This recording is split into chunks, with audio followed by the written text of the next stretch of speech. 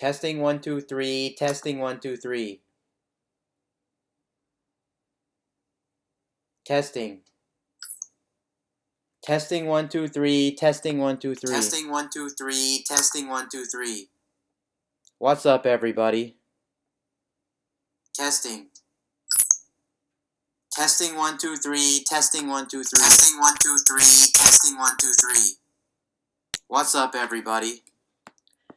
Okay, so it looks like we are live again. Once again, and we're back for some more chatting and just talking about the tech and literally whatever comes to mind. And of course, we're going to start out probably before I start looking at articles and things like that. I'm actually going to be talking about some games that I played recently and about some other stuff that's literally just on my mind, mostly pertaining to the tech and the gaming mostly.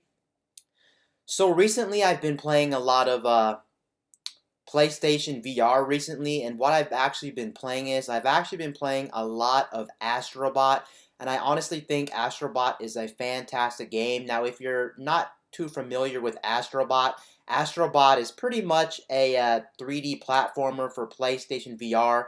Now, when it comes to Astrobot, I'm not really going to get all too much into Astrobot because, like I said, I want to do a review on that on my YouTube channel at some point.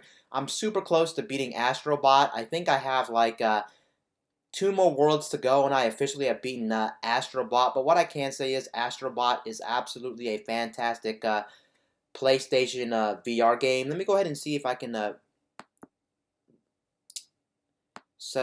set this chat room up a little bit cleaner, or set this stream up a little bit nicer.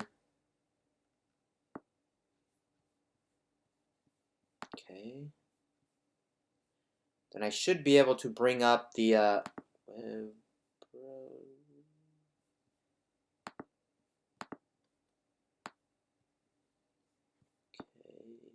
no. Just give me 1 second here. I'm actually having some technical difficulties. Okay. Title here. What do you mean no available windows? Oh my god. Just give me a second here. I'm having some technical difficulties before we start. Yeah, there was something I wanted to look up, and plus, I need to get my stuff ready, but welcome to the stream, everybody. I'm just trying to get everything set up here before we actually start talking, because I actually didn't set up everything. But how is everyone tonight? And thanks for some of the people for coming out tonight. Like the title says, we're just going to be talking about tech and gaming, and we can talk about pretty much anything else that comes to your mind as well. This is just an open chat where I literally just sit down and talk to people about whatever's on my mind or whatever you guys have to talk about. But yeah, you read the title. It's mostly about tech and gaming, but like I said, it can be about anything else. But that's what I'm going to be talking about. Like, for instance, if nobody's going to be talking in the chat room, before you guys walked in, I was talking about PlayStation VR because, like I said, I was literally just talking about PlayStation VR because that's literally what I've been playing recently, and I need to get this fixed really quickly. I'm having technical difficulties. It's also because the freaking I gotta minimize this. How come I can't minimize this window? What's up with that? As soon as I minimize this window, I'm gonna be oh my god, I'm having all these technical difficulties. I can't bring this down. Let me bring this down. Why this window won't go down real quick? It's freaking annoying. As soon as I bring this window down, we should be able to start. I can continue on what I was talking about. Okay. I should have done this a little bit earlier, but oh my god, I'm having technical issues. I mean, the stream's working, but I'm trying to set up on my end my layout that I usually have for these streams. Okay, here we go. That's a little bit nicer. That's normally how I have these streams set up. Let me see here. I want to get rid of this freaking favorites bar. This favorites bar is in the way of my... I don't know why it's in the way. Yeah, I don't know why I don't know why my... Man, it makes the chat room hard to read. Seriously. Oh, I think I know why. Okay, yeah, I think I know why. I can just... Is that it? No. That's not removing anything on my end. Sorry about this, Okay, that seems about fine. But anyway, back to what I was saying was I was talking about how I was playing PlayStation VR and I was playing a game called Astrobot, which is a really good 3D platformer for PlayStation VR, and I actually think that game's worth it. And I actually wanted to check out how much that game's actually going for on the PSN store, because I'm not quite sure what the prices of that game's going for. So let me go ahead and type in Astrobot. It's called Astrobot something mission. It's not just Astrobot. It has like a subtitle on the actual game. Yeah, Rescue Mission. Astrobot Rescue Mission. Okay, it looks like it's going for $19. And they also have a demo on the PSN store if you want to try the game out for yourself. I wouldn't even try it. I think it's definitely worth $20. It doesn't feel like an indie game price, but it's definitely an indie game price at $20. But definitely a very good game either way. But yeah, Astrobot Rescue Mission definitely I definitely approve of that game. That's a really awesome game. But there it is, Astrobot Rescue Mission. 4.5 stars out of like close to 2,000 people who bought the game, who rated it. Which I should probably rate that game too because I played the game. But yeah, very good game for VR. It's actually one of the best showcases of VR. Just note when you play Astrobot, it's not a game that's going to be that immersive because it's like you're looking into a window when you're playing Astrobot on PlayStation VR. So it's a totally different experience. It's not really that immersive, but it's still a good game, and I honestly recommend that game to anybody who has or thinking about getting PlayStation VR, which is Astrobot. And yeah, I'm almost done with that game, and then after that game, I think I'm probably gonna keep playing PlayStation VR because I'm really digging PlayStation VR at the moment, and I honestly think it's something that's very unique and a very cool experience. It's nothing like we actually experienced before with gaming. So yeah, I'm actually having a lot of fun with PlayStation VR. The one game, obviously, I want to try so bad is Skyrim VR since I have access to Skyrim VR, but I'm not too sure about Skyrim VR, and I haven't started it yet. And I'm probably gonna wait to play Skyrim VR for a while, just because. Well, I've been playing a lot of VR games. I still need to actually finish Astrobot. I actually haven't finished Astrobot. I'm on the uh, I'm on the second to last level of the game. The game's pretty short, about 7 to 10 hours. So it is kind of like an indie. It is kind of like an indie game. I mean, it is kind of like an indie game length when it comes to the actual length of the game and everything like that. But yeah, there's that, and it's very cutesy as well if you like cutesy platformers on consoles. And then we can go into talk about some other stuff that I actually wanted to stream. So the other stuff that I actually wanted to stream in particular definitely has to be some more retro stuff in particular. Like, I still want to stream my 3DS and Wii U stuff. I'm really leaning towards more my 3DS stuff. No, not 3DS, sorry. I'm really leaning towards more of my Wii U stuff. Not particularly the Wii U side of things, but the Wii aspect since it's backwards compatible. But I won't be able to get access to my Wiimote at least until the weekend. That's when I should be able to get my Wiimote back, and then I should be able to stream some Wii stuff. Primarily, just play a lot of the first party IPs from Nintendo. Like we'll be playing Super Mario Galaxy, some of the sports games, maybe some of the Mario parties, and things like that. Because even though I don't like the Wii that much, for some reason I just think it's cool to stream some older stuff. And plus, I really want to play Galaxy. Probably Galaxy 1 at the moment since I don't have access to Galaxy 2, but I have access to Galaxy 1. And yeah, I think I got pretty far in Galaxy 1, but I never actually beat Galaxy. I never beat Galaxy 2. Yeah, I never beat Galaxy 2. I know my friends beaten Galaxy 2, but I never even played Galaxy 2 or beaten it. So that makes sense. And I never actually beat 1 either. I remember getting stuck in Galaxy 1. But yeah, it'd be fun to play those games and just a whole bunch of different Wii games. Since I have about 40 or 50 Wii games that I currently own for the Wii. And apparently, also, if you play Wii games on a Wii U, apparently it upscales them. I don't know how well, probably not too well, but anything's better than nothing, so it's gonna be cool. And just the fact, also, if I have my Wii U playing Wii games, I won't have to have another console because I'm so out of room on my desk. Like I have way too much stuff. I'd have to put the Wii U on the floor actually. So yeah, it's cool to be able to play Wii U games on my or Wii games on my Wii U.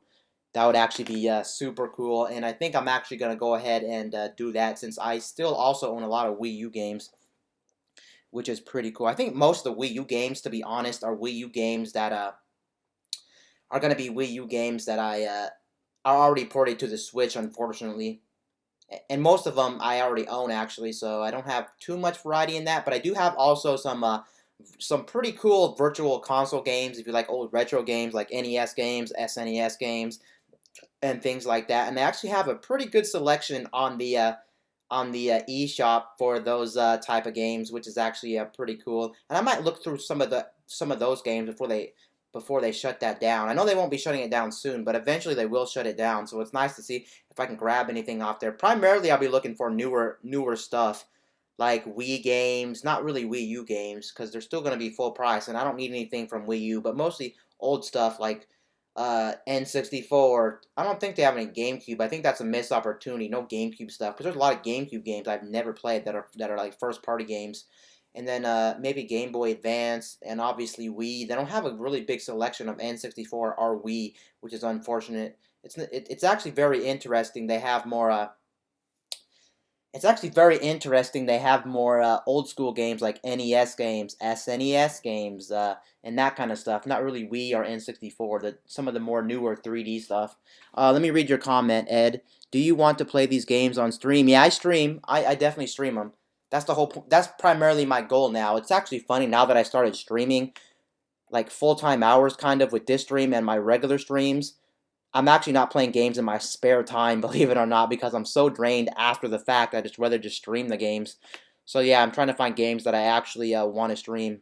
I stream primarily anything. I gotten back into PC gaming recently since now that I'm streaming. I play a lot of stuff on Steam, a lot of stuff on the Epic Game Store, on Origin.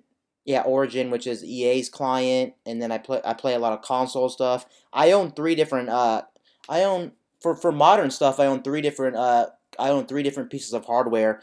I own a gaming PC, a Switch, and a PS4.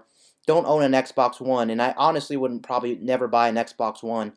Not because the next Xbox is already coming out this year, but just due to the fact that there's nothing on Xbox that I want to play. Plus, Games Pass is compatible with PC, so there's no point in that. I can play all the first-party titles on my PC, which I don't know why Microsoft wants to do that. I understand why they want to have a platform where it's a connected platform where you can pretty much play their games on a lot of different devices. But just the fact that they're doing that, gives me no incentive to go buy like an Xbox One. I had an Xbox One, but then I sold it because I really didn't find a use for it. I really only, to be honest, only bought the Xbox One for a Halo. To be honest, I used to be a big Gears fan, but Gears has really turned me off because it's the same stuff. I mean, you can say that with a lot of different franchises. They don't really add all too much sometimes to make it enticing to play them. But for some reason, I just grew out of touch with Gears, and I was the biggest Gears fan. I kid you not. I was one of the biggest Gears fan ever. I owned memorabilia. I had some memorabilia. And then on top of that, I got a lot of the Gears games on day one.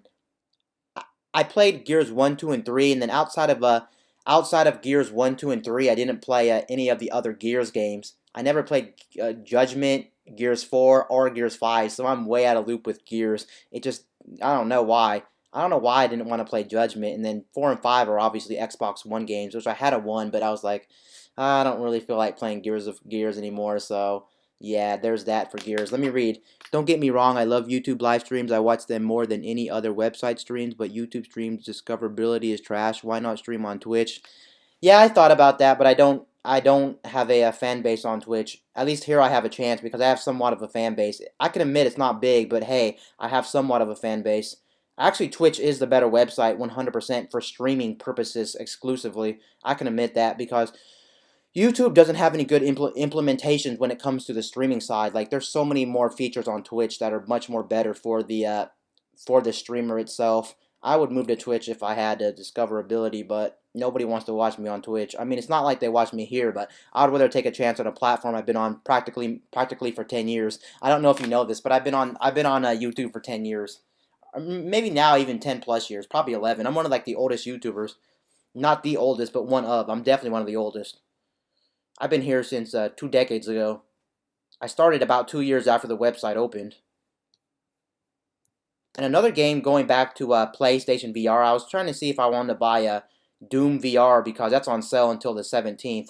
I know a lot of the games on this holiday sale are going to be over, but I really wanted to see if there was any other games that I wanted to play, and I really want to play a shooting game in VR, and I think that would be the perfect game to play in VR. And on top of that, I don't own the what is that? The Sony Move controllers. I don't own those from the PS3 that are compatible with VR, the PSVR. So yeah, that's pretty cool. And I checked out a review on Doom VR, and apparently Doom VR is a pretty freaking fantastic game. It shares, of course, a lot of similarities with Doom 2016, but I think that game would definitely be right up my alley. And I know for a factor I don't have any of the problems a lot of people have when they play VR. Like a lot of people have motion sickness, or they have like dizziness, or like they get stuffy in there, or if you're claustrophobic, you don't like small spaces. I can see that being a problem, but no, I experience nothing. I can literally sit in that headset for hours on end, and I'm actually starting to like VR a lot. I'm gonna have a video up most likely of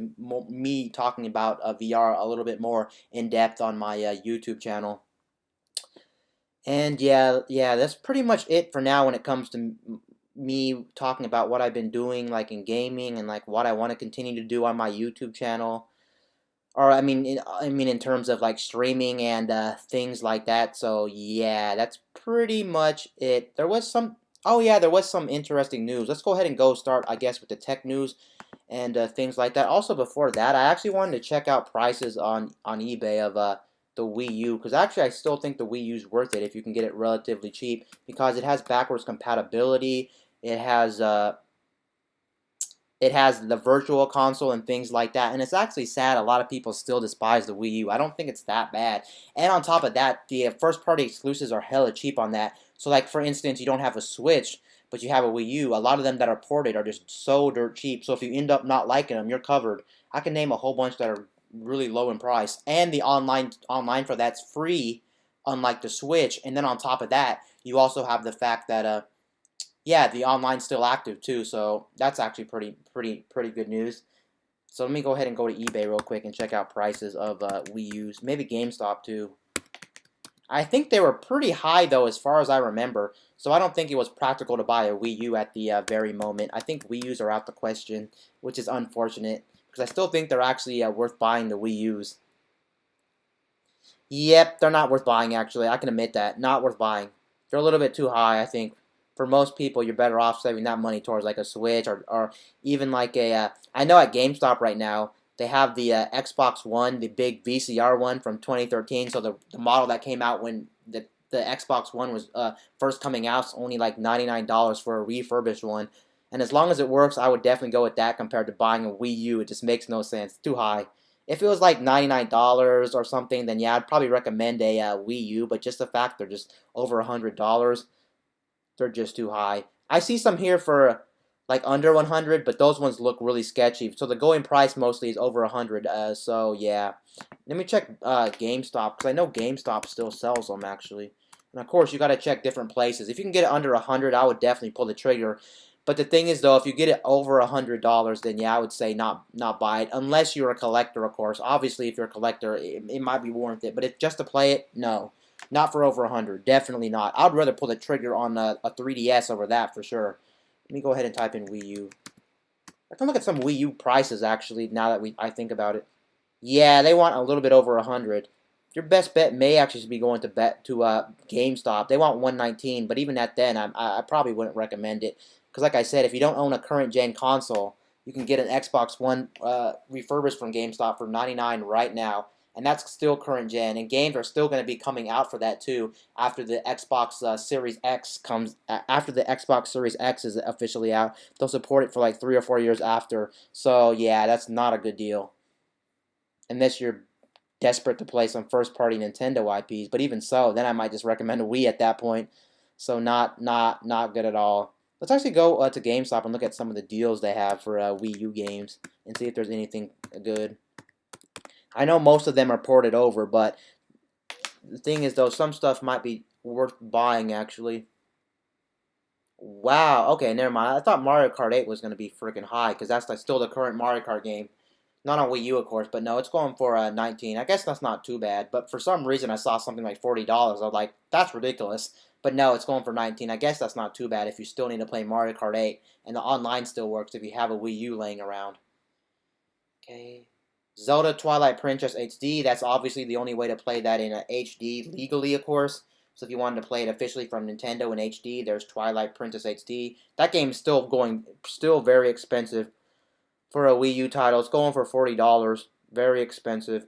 You're probably better off playing it on Wii because it's cheaper. Then you got, oh man, Wind Waker HD. I never actually beaten Wind Waker HD. Wind Waker HD is a fantastic game. Wind Waker. Wind Waker's a good game, and they actually fixed a lot of the problems that people had with the original Wind Waker from the GameCube. The fact that it was very slow and tedious to travel across the ocean. It's not 100% fixed here, but just the fact that it is slightly better to actually travel across the ocean makes this definitely the better version. Outside of the Wind Waker HD being in the HD version compared to the old standard def version on the GameCube. It's going for $24. Actually, that's not too bad for that game. Definitely $24. I would probably take that over Twilight Princess. I wonder why Twilight Princess is so high when there's so many other versions of Twilight Princess. That's interesting. Oh, go figure. But yeah, I don't know if they added also any. I wonder if they added any gamepad exclusive features to Wind Waker HD. I feel like they did because I played a little bit of it, but I think I got stuck because I couldn't remember how to play that game. But I like Wind Waker. It's the only Zelda game that has a different art style, a very different art style. I know so many people that when this game first came out back on I think the GameCube, a lot of people did not like the way it looked because it was so different for a Zelda game, just the cartoony art style of Toon Link and all that junk and the ocean and everything, but primarily the graphics. But everybody finally changed their opinion on it. It's one of the better Zelda games, honestly, and it's definitely worth playing. Here we go. We got Super Mario 3D World, and at $14.99, I would definitely say this is worth playing at $14.99. Just note, most likely they're going to port this game for sure. There's already rumors out that there's going to be two new Switch ports this year, and apparently one of the new Switch ports is definitely going to be Super Mario 3D World, apparently. And that is actually one of my favorite 3D Mario games. Just note, it's not a typical 3D Mario game. It's not really open world-esque, kind of like Super Mario 64 or Odyssey or the Galaxy game. It's more of a 2D Mario mixed with 3D elements, if that makes sense. Because you're kind of like on a map that's reminiscent of the old 2D Mario, so you go from level to level, and then on top of that, they're very short levels as well. So it's definitely more of a 2D-esque 3D Mario you would have to play to understand. But yeah, very good game at $14.99. Smash Brothers Wii U is still there. It's going for $19. It's not too bad of a deal, I guess, and it's not that bad of a game. I guess if you really have to play Smash Brothers, that's definitely going to be one of the few ones that you can actually play online with other people for $19.99. You'd probably have fun with Super Smash Brothers. I'm just trying to think about it because the Wii U is kind of old, and if you're to buy games for it, a lot of them already been ported and things like that, and you probably don't want to sink in money unless you're a collector of like old retro video games. I wouldn't call the Wii U retro, of course, but I mean old video game consoles anyway.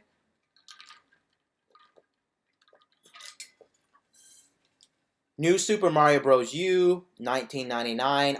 For me personally, that's a good game, but I would honestly skip that game because it's just more 2D Mario. I would take a 3D World over a New Super Mario Bros. U any day of the week. We also have Super Mario. Okay, it looks like most of the top tier games, at least here from GameStop, are going for $20. You could actually get them cheaper than $20 if you go to like eBay and get like a lot of games, or like go to a flea market. You never know if you find these discs laying around and stuff like that. Yeah, I never also understood the fact that Nintendo, for some weird reason, decided to put all the Wii Sports games on the Wii U in a compilation. And the thing is, though, with these Wii Sports games that were basically from the Wii, they didn't change anything, and you can buy them individually, which is so weird. Like right now, you can't see it on my screen, but I'm looking at a Wii Sports Club Bowling, and it looks like it's going for $99. Or sorry, $10. I don't know why I said $99. Of course, that'd be insane. No, $10. It's going for $10.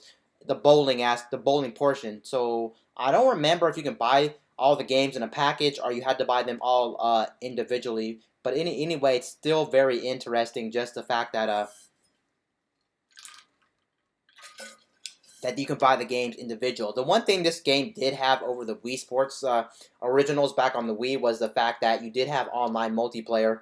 But even so, it's just weird to have them ported to the Wii U since they technically did nothing to the games. I don't think many people bought the Wii Sports games, and plus, so many people already got Wii Sports with their Wii, and Wii's like one of the best-selling consoles from Nintendo, of course, like over 100 million units sold or something crazy like that. There's a good old Breath of the Wild. Yeah, that would be a cheap and easy way to go play Breath of the Wild. To be honest, maybe then your investment's worth buying a Wii U. Honestly, now that I think about it, because Breath of the Wild is one of the best games of all time, and if you can't afford a Switch, you pay the $119. You pay for Breath of the Wild Wii U, and you got one of the best games of all time, arguably. But then again, I don't know if it's worth it just to play one game. Because remember, this game is on Switch, so if you just saved up for a Switch, you'd have this game plus so many more games. The catalog for Switch right now is insane, especially when you think about third party and first party. For me personally, I would definitely say the Switch is definitely like one of the best Nintendo consoles in recent memory. Honestly, yeah, I like it more than the Wii, and the Wii U. Maybe even more than the GameCube. I'm just a really big Switch fan. They added so many games on there. Not necessarily just the portability of the system, just the fact that there's so many good games to play on the Switch compared to something like the Wii U, or even the original Wii. So yeah, but that's interesting. I forgot that game was on Wii U because that was the last game I do believe from Nintendo that was first party that came out on the Wii, which is actually or on the Wii U, which is actually interesting. I heard it plays exactly the same. Maybe the resolution scaled down slightly, but in general, it's exactly the same. They didn't have to do anything to the game. Exact same game, so that's nice. Splatoon is here, of course. We have Splatoon, and Splatoon's not a bad game for $14.99. Keep in mind that any Wii U games that you would buy, you wouldn't have to pay for the online service, which is nice. I still blows my mind why Nintendo, for some weird reason, decided to charge for online when it comes to the Switch, and they practically added nothing. Yeah, they added nothing. I feel like they just did it because, well, it's money and people are gonna pay because there's people out there like me who have to play Smash Brothers or something, so they're gonna pay for the service. That's so ridiculous. I mean, it is a cheap service. I can't complain. It's like $3 a month or $20 a year here in America. In other regions, it probably varies, but it's not too high in most regions, I do believe. So weird. They should have added stuff to it to make it worthwhile, like game invites, like being able to send messages to like your friends list, dedicated servers, just some online features that are staples in other online subscription based online services like PSN or Xbox Live. So weird that they were just trying to get money because other platforms were doing it. Okay.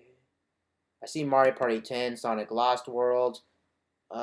Mario Party 10 is actually going for a lot of money right here. If you look at Mario Party 10, it's going for $30. It leaves a sour taste in my mouth. I can't believe it's still pretty high. Oh no, it's not going for $30. Sorry, it's going for $35. Keep in mind all the prices I'm looking at are GameStop prices. Way too expensive for that game. Definitely not worth it. I can tell you that right firsthand. Not worth it. Definitely not worth it. Yoshi's Woolly World, Super Mario U with Luigi U, not bad I guess. One's going for $30 for that bundle, and then we have Yoshi Woolly World, and then we have Pikmin 3. Pikmin 3 is not too bad, I guess, if you like Pikmin, but again, I heard that game in particular is one game that's actually going to be supposedly being ported over to the Switch, so that's actually very interesting. I'm surprised that some of these games are still kind of expensive at GameStop, considering also GameStop's like going out of business. At least they're not doing well in terms of financial stability. So you would think like something like this, no one's gonna buy. Most people nowadays aren't gonna walk into like a GameStop to buy Wii U games. So why don't you just put them all on like a very deep discount, or like do buy one get one free, or buy two get one free, or something. Actually, that reminds me, my friend got a crazy ass deal at GameStop. He spent $90 for 3 games, but they were all top tier games. He got one Switch game, and then he also got two 3DS games, and they were still pretty expensive, so the $90 was justifiable. It's cool too when you're always looking around. You can always find deals once in a while. Like I remember the other day, it didn't really piss me off, but my friend told me a story, and it was a true story where apparently Target here in the U.S. made a mistake for about like an hour or 30 minutes or something, where two first-party Switch games were on sale, which was absolutely crazy. I think it was Yoshi and Kirby on Switch. Kirby's Crafted World, and then Kirby the Kirby game on Switch. I forgot Kirby Star Allies. Yes, Kirby Star Allies, and those games were on sale on the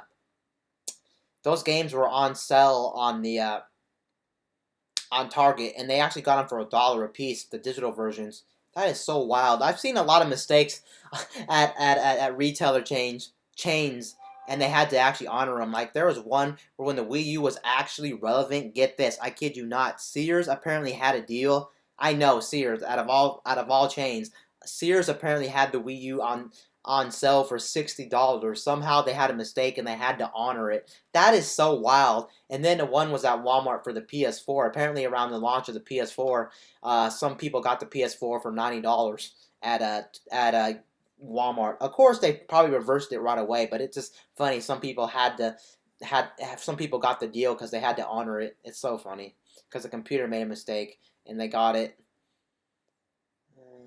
Trying to see if there's anything too crazy for the Wii U.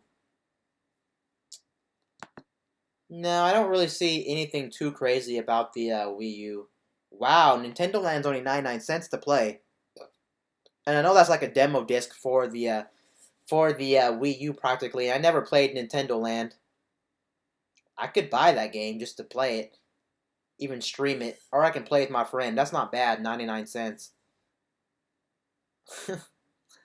I know it's only a one and done type game. It's kind of like Wii Sports, but Wii Sports is actually some quality stuff. I know people still go back to that game, and truthfully, that game aged super well. There's nothing wrong with Wii Sports. It's still really good. But then we got a 1-2 switch. There you go, 1-2 switch. Nintendo Land and then 1-2 switch are kind of like demonstrations of the system, like how like the mechanics of the system work, and that's pretty much Nintendo Land. So I can see why once you played it, you're not going back to it like 1-2 switch. Honestly, I'm gonna be honest with you. I don't feel sorry for any of those people who bought the Switch on launch and then bought 1-2 switch. I'm sorry. You could have known. You could have known. Me and my friend agree. You could have known that game was gonna be a garbage game. I mean, I can't say it's not gonna be fun, but the thing is, though, you're gonna tell me you're gonna pay $60. You're gonna pay $60 for 1-2 switch, knowing freaking well that you're only gonna play that like one time, like at a party or something, and then you're gonna throw that game in the closet. Such a waste of money. But of course, I know there's people who are so hyped up about a new game system launch, they're gonna buy games that they would normally not buy. Like, let's be honest, when the next Xbox comes out, and the next PlayStation, people are gonna be buying games that they wouldn't normally play because, let's face it, there's not a lot of games coming out for those systems, and they're going to be high and dry for games. I remember when the PS4 was out, so many people kept complaining that PS4 was dry on games. At least apparently the saving grace for the PS5 launch is going to be the fact that we're actually going to have backwards compatibility apparently, so at least they'll have the backlog of PS4 games to actually play on your system. You can't tell me that's probably going to tide you over, but even so, people are going to get launch-itis, and they're going to want to play modern games like the next-gen games, so they're going to buy just everything just for the hell of it, even if it's not good or something they wouldn't necessarily play. I just find that super interesting. Okay, let's see here. That game's coming to Switch. Tokyo Mirage Sessions Fire Emblem. Pre-owned 19. Well, I guess if you own the Wii U, it's worth it. I played both. Isn't it funny though? I actually played both Call of Duties on Wii U. I played Ghost, and then I played Black Ops 2 on the Wii U, and they weren't actually bad games. I think the main reason I actually wanted those games was the fact that they were actually games that worked on the gamepad. I think that's the main reason I wanted them, not necessarily because they're on Wii U just to play on the gamepad. And of course, I did get the free online, unlike the other consoles, so that was a bonus, to be honest.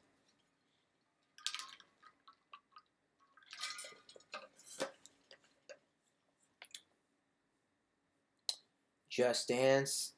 I can't believe Just Dance is big. I can't believe Ubisoft is making Just Dance every year. It's kind of like now become like a meme or like a sports game. That is so funny. No one would have. I guarantee you, no one would have predicted back in the day. Probably they were going to continue Just Dance for this long. That is so crazy. That probably proves that people are actually still buying Just Dance. Yeah, that makes no sense. There's no reason why they should be making Just Dance this long. It just doesn't make sense. It blows my mind. Just Dance 2020, Just Dance 2021. And apparently they're still selling that mug on old systems too, which is mind blowing. Apparently the Wii got a very old Just Dance, and the Wii U got an old Just Dance. Just Dance is still ticking on some old systems. Very interesting.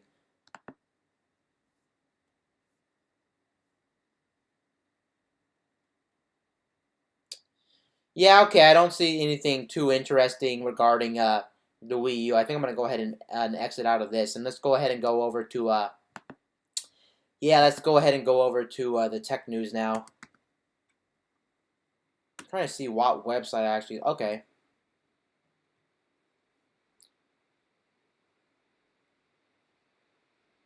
It looks like according to this, Facebook has a deep fake problem. You guys may know what deep fakes are. Basically, what deep fakes are is when somebody fakes somebody else like talking or moving with like animated systems or animated programs, which is very scary and very bad because obviously if you're on the internet and like for instance the president's talking like on a thing, they can take a president's clip from like an internet website like YouTube or something and then change what he's saying, and it won't even be real. But the thing is though, it's so believable nowadays. I think something actually happened, believe it or not, with what's her name, Kim Kardashian. Someone made a deep fake of her talking about something that she didn't even say. It's getting to the point now where technology is actually really scary. That's why I fear for technology. Because there's some crazy ass things, but apparently Facebook has a deep fake problem. I'm going to click on this. Okay, this website's good because it takes you right. It stays in their website. I was using a different website the other night, and it took us to different websites. So I had so many tabs open, and it was confusing. I'm not surprised they're having deep fake problems because let's be honest, people love doing that stuff and they love trolling the heck out of people. So ridiculous. Usually it won't matter though if you're not big. They really only want to do it to like super famous people. But that makes sense because why would you waste your time doing it on somebody like me? Because nobody knows me on the internet. I'm like a nobody, or I am a nobody. Let's be honest. So that'd be a waste of time. No one's gonna care because they're not even gonna see me in the first place. But yeah, it's really dangerous. On one hand, I guess it proves that our technology on Earth is extremely versatile, but on another hand, it proves that also it's very dangerous, and in the wrong hands, it can definitely destroy you can destroy your career, and this is something that definitely needs to be stopped. And it also sucks. It proves too if you're on the internet, something bad can always happen, but that's also kind of your fault. Like right now, it's my fault for streaming on the internet or being on YouTube and things like that, because someone could do something very bad with my videos or something like that. That's always a chance you take when you're on the actual internet. I'm not actually going to read the whole story for that Facebook deepfake problem because, well, you kind of get the drift there when it comes to the Facebook deepfake problem. Wow. We are actually in a very bad situation. It looks like 2019 was the hottest year on record, and that is not good news. That has to be very bad because I talked about this in another stream, but apparently by the year 2050, we're going to be in a very bad situation. Apparently what scientists say that it may be so bad that we may all die, believe it or not, in 2050.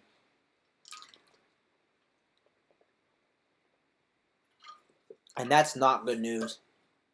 But it's actually funny though, where I'm from, the last couple of summers haven't been extremely hot. They've been hot, but not like extremely hot. I remember back when I was a kid, man, it was super hot outside. Like I'm talking like over 100 Fahrenheit. When I mean hot, I mean hot. If you're not from America, then you won't know what Fahrenheit is. But if you're from America, you know that's extremely hot. I can't tell you what it is in a Celsius, but that's extremely hot, like dangerously hot. It used to be dangerously hot, but now it's not too hot. It's like average summer temperatures. Like in our summer, we get things like in the 90s and a lot of times in the 80s. It's not that bad. I would probably call that standard summer. But when it's going over 100, yeah, that's when it's extremely hot, and that's when it's not normal temperatures. But now it might be normal for a lot of people since global warming is taking over the planet and not good. Second warmest year on record, June 2019. Wow. And it's showing the planet really heating up. They're going by Celsius, and I don't know Celsius temperatures. But just to know it's the second warmest year on record is definitely crazy. Very crazy and very dangerous, actually. Because that's not a good sign. That also means that every year it's getting hotter and hotter. And that also sucks that even though we have the power, we're the most powerful creatures on planet Earth, humans are, it's our fault that this stuff is actually happening. And you would think we would also, since we're the smartest creatures on Earth, we would actually have the power to change like global warming and things like that. But no, we actually can't. We have no control. Well, we have control over it, but the thing is, though, a lot of people just flat out do not care about it. And a lot of the stuff that we use on planet Earth is destroying our planet, but we have to use it in our daily life, and most people aren't going to change their ways. It's possible, but almost unlikely. So we're just going to keep destroying the planet. The biggest thing that destroys our planet for sure is fossil fuels, and that's pretty much, I think, also why it keeps getting hotter, and it absolutely sucks. But man, yeah. But either way, if you think about it, to be honest, if you look at the Earth and you look at what's going to happen, whether the Earth goes at 2050, which would actually be very sad, or whether it goes in 3 billion or 3 trillion years, it's going to go regardless. Because you do have to realize that we live next to a star, and the star that we live next to is the sun, and the sun is going to eventually run out of gasoline and then do like an explosion when it dies, and that's gonna destroy our planet anyway. All the planets that are in direct path of the sun are gonna go anyway. But it wouldn't be in my lifetime, which is the nice thing. But just the fact that also that it looks like apparently from other sources like scientists we could go in 2050 is definitely a very scary situation.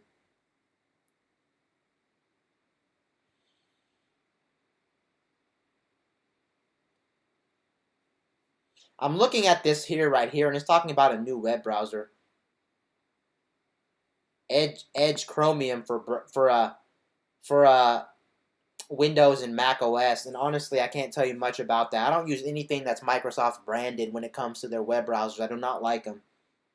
I usually just use Chrome, or if I'm on a like right now, if I'm on like a Mac or if I'm on like uh, an Apple device, I just use Safari. I don't actually use a Chrome. But if I'm on something else like Windows or if I'm on Android, that's when I actually use Chrome. I'm just a big fan of Chrome. I never liked the fact that Microsoft browsers to me were always laggy. I don't know why in my experience they were always freaking laggy. Like Windows Explorer. Windows Explorer was always laggy and always trashy. It was always and the interface was ugly. But really it came down to the performance was always god awful on my equipment. Whereas Chrome was never actually laggy and trash. Microsoft, but yeah, this is interesting news about Microsoft Chromium browser. They're actually claiming right here it's actually worth downloading. It says the nice thing here, you can choose from 3 different levels to avoid being tracked on the web. Because I know a lot of people track your personal data or like your not really your personal data, but like well yeah your personal data is probably being tracked also, but they're more talking about like all your personal data like on your web browser, like your browsing history. The companies track your browsing history, and also like the government probably does it. Let's be honest. And then on top of that, your internet service provider, your ISP tracks your web browser, your web browsing history and stuff like that. And it sucks too. A lot of this information that you have on the internet, whether it's like your web browser history or whether it's like your confidential history, we all know it's being sold to people, and they're trying to get this information just to sell it. But it is nice. Some companies claim they want to help, like this new web browser from Windows. They claim they want to help you, but who really knows anything? But that's nice. At least they're taking steps to actually try to make the internet a little bit safer for everybody. Because let's face it, the internet's not the safest place out there. Even if you have like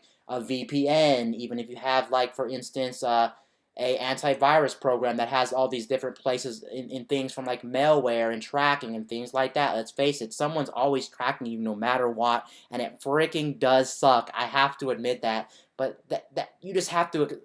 I hate the fact my friend always tries to tell me that I don't want to be on the internet and I hate these companies tracking me and I do not want tracked. But here's the thing, you really can't do anything about it no matter what you do. You're going to be tracked no matter what. The only way is to not be on the internet. But they always complain. And then the funny thing is, they're always on the internet. How are you always on the internet and you're still complaining about being tracked? There's literally nothing you can do about it. So either get off the internet or stop complaining. Like, seriously. It's so ridiculous. It blows my mind. I accept it already because there's nothing you can do about it. No, even if you think you're gonna stop them by putting things in place like a VPN and stuff, people are still tracking you. Believe it or not, it sucks. I wish that wasn't the case, but it's always the case. Everybody wants to sell your personal info on the internet, but that's nice. I guess I got a new web browser. Might check that out. I don't think I would still switch from Chrome. And if I'm on a Mac or like an iDevice, I wouldn't change from Safari for another reason. Not because it could be better. It might be a better experience, but also I don't usually like having a lot of programs installed on my devices because I feel like I can get like a lot of like junk or it takes up memory or it slows down my device. So I try to have as little as possible when it comes to installed apps. So if like for instance the iOS device comes with Safari already by default, what's the point of me downloading another web browser? It works fine. The only reason, like I said, I wouldn't use the one on Windows is because for me, it's like laggy and it's not the greatest experience for me. So that's why I choose to use something like Chrome. Yes, Chrome. I choose to use Chrome over the one that's made by Windows. But I might give that a chance if it has some nice features like not being tracked and things like that. Of course, you're probably still being tracked. Let's be honest.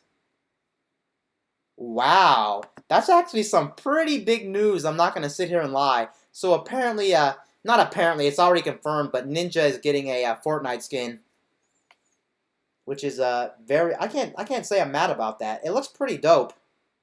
Yeah, that's pretty dope. It's actually funny. I didn't know this, but I actually knew about Ninja before he was like super popular. I don't really watch him. I think he's a cool guy, I guess. I don't really know too much about him, so it's not good to judge and say he's a cool guy. I don't know much about him. But I knew about him when he was into a Halo. I didn't know it was the same Ninja until like he got popular, of course, with Fortnite. I was like, wait a second, isn't there a pro player who used to play Halo called Ninja? And I was like, is that the same Ninja who plays Fortnite and who is popular? I'm like, damn, yeah, that's the same Ninja, bro. I'm like, oh my god, because I used to watch Halo competitive stuff all the time back in the day. I don't know what team he played for, but man, I was a big Halo fan. I don't know necessarily Ninja, but I did watch a lot of it. I was like, yep, that's him. But yeah, his Fortnite skin looks pretty cool. So is it going to be sold to the public? The skin does look practically pretty much like him. I can't lie. It has like his dyed hair, his hairdo. I don't know about his face. It looks pretty good. Obviously, you can't make it spot on, but it is still very good. I wish you could see a picture of it. Type in like just ninja Fortnite skin, and you'll be able to see the ninja Fortnite skin. But it does look very good. I have to give him credit. It looks very good. Whoever designed it, I mean. But speaking on the topic of Fortnite, I found something out that's actually very interesting. So basically, what I found very interesting about Fortnite was the fact that Fortnite now, if you have an iPad, specifically the iPad Pros from 2018, or maybe any iPad Pro actually, now that I think about it, that supports the 120 hertz display. But apparently now Fortnite supports officially 120 hertz if you're playing on an iPad that supports 120 hertz. I think it's only the iPad Pros from 2018, the current model they still sell at stores, the current iPad Pro. But anyway, that's actually really cool because I don't think there's many games on mobile that actually support high refresh rates. And I've always wanted a reason to justify the high refresh rates on mobile displays. Now, you guys know a lot of these phone manufacturers are getting all these high refresh rates. So that's actually very cool that they are getting a lot of these high refresh rates. and they are finally supporting him for the first time. At least Fortnite is, and that's a very big game. And honestly, I have mixed feelings about that. On one hand, that's actually very cool if you think about it, because they're supporting something like that on mobile, since mobile screens can't support that. But then on another hand, it means that some people will have an advantage and some people will have a disadvantage. That's why I don't necessarily love PC gaming when it comes to multiplayer games in particular, because so many people have so many different setups. They might have higher frame rates, higher resolutions, and they might have a slightly better advantage over you compared to your rig. That's why I'm not too down with PC gaming when it comes to multiplayer games. I still play them, but they're not my primarily thing. I just super wish for some reason that companies would find a way where, like, if you're playing a multiplayer game on a PC, it would have to be locked into the same specs. But I understand that's not right either, because you're paying for a high-end gaming PC. You want to have all those benefits of having a high-end gaming PC,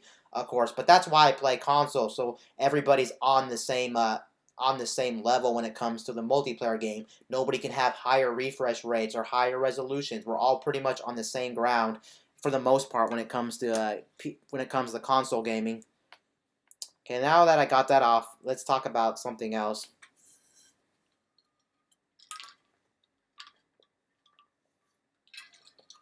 It says right here, Bose, the company who makes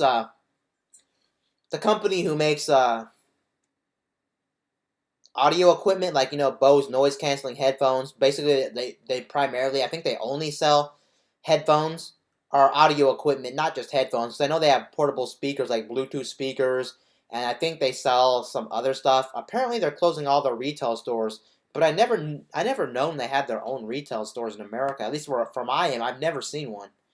I think I did actually see one actually at I'm gonna say at an airport. I'm not sure if that's right, but I think I saw one at an airport once. Okay, it's just talking about they're closing the retail stores, literally. Nothing interesting about this article at all. Just talking about they're closing them. Well, that's interesting.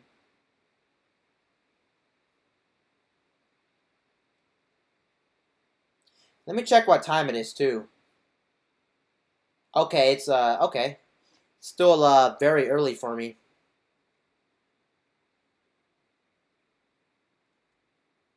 Okay, it looks like I talked about this before, but it looks like Elon Musk is finally continuing his domination to try to get internet to everywhere on planet Earth. He's trying to do that SpaceX thing where he's blasting satellites into orbit to try to get internet for everybody. But now it looks like people are worried. I don't know why. Let me read the article.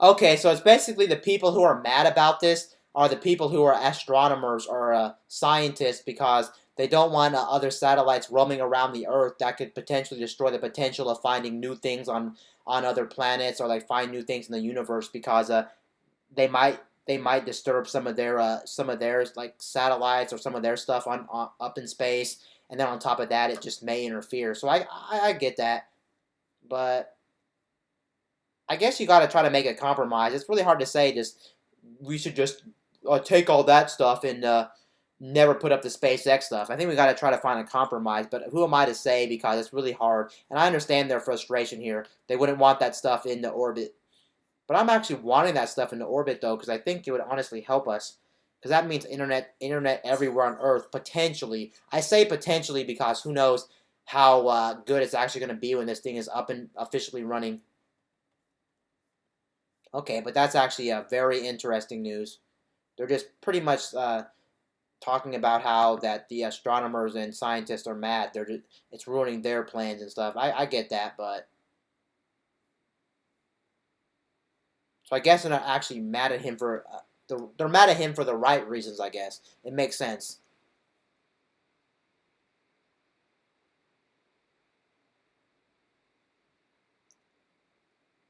Okay, I was trying to see if I want to talk about this, but I don't think so. I don't see anything interesting here that's actually worth it in that article, so I'm gonna skip it.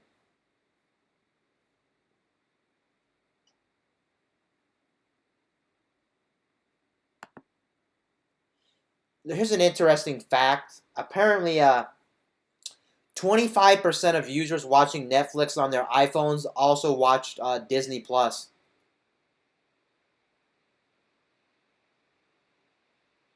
So basically, what this is saying is it's proof that there's pretty much no one platform that's dominating the streaming landscape when it comes to like movies and TV shows like Disney Plus, Netflix, Hulu, Amazon Prime Video. So that's actually very interesting. But it's mostly talking about iPhone users. It's always interesting also where do these companies actually get their information, and is it actually legit? Like, is it actually real information? Because how would you be able to know all this? I guess through tracking. I guess that's also why people like selling their information for tracking purposes like this, so they can make articles and stuff. That's why it always says on different devices. It's like, would you like Apple to share your person? Would you like to share your personal information with Apple or track your app history or something? So I guess that makes sense. And then they probably sell it away. Yeah, most likely they sell it to other companies like like like different like media outlets on the internet who do news articles. Okay, so here it is. They have a pretty interesting chart right here talking about iPhone versus Android, and it's talking about different streaming platforms for traditional streaming, not like game streaming or like YouTube streaming. It's talking about normal streaming like movies and TV shows like Disney, Hulu, Netflix, and stuff. So it looks like that's interesting. The chart's actually really interesting because it looks like for Disney Plus, more people watch it on the iPhone, so iOS compared to Android. It's so funny. Whoever made this article named it the iPhone, but then on the Android side, they named it Android, which iPhone is called iOS, the actual operating system. But it's okay. You get the drift. It's not that big a deal. But it looks like Disney Plus is having more people on the iPhone than the Android side. I wonder why. And then Hulu's actually a different story. There's more people on Android watching Hulu than on iOS. And then for Amazon Prime, it pretty much goes back and forth. The only one that's a tie is actually HBO Go. But it looks like on this website they don't even have a chart for oh yeah, they don't have a chart for Netflix. Very interesting. I wonder why. Yeah, I wonder why that is. Why don't they actually have a chart for Netflix? Not that it's a big deal. I just wonder why that is. Yeah, I wonder why there is. That's actually funny. They have YouTube TV. Like anyone actually subscribes to YouTube TV. It's basically a cable subscription service from YouTube. I forgot about that. That's interesting. Okay, that's very interesting. It really doesn't prove anything because they're not actually showing like console streaming, computer streaming, smart TV streaming. You get what I'm saying? So that's kind of actually very interesting. Very interesting that they're not actually showing anything else like that. But that overall is still very interesting. I guess some scientific data, whether it's fake or not, is very interesting to see people's habits on what device they use and what type of streaming service they use too. Very interesting. That's interesting too. So when I'm actually scrolling on the pages, it always defaults back to the top. Why wouldn't? Is there like a plugin I can use to make me not have to scroll back down to where I left off?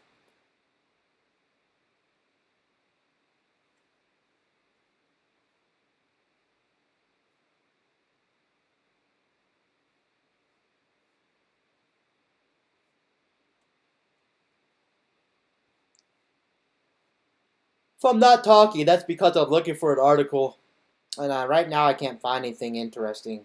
And some stuff I'm not actually knowledgeable about, so I'm not even going to talk about it, or it's not interesting to me personally.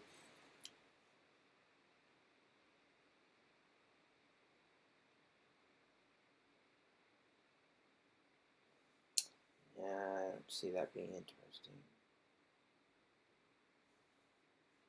Anderson challenge. Traveling with USB-C devices less pain.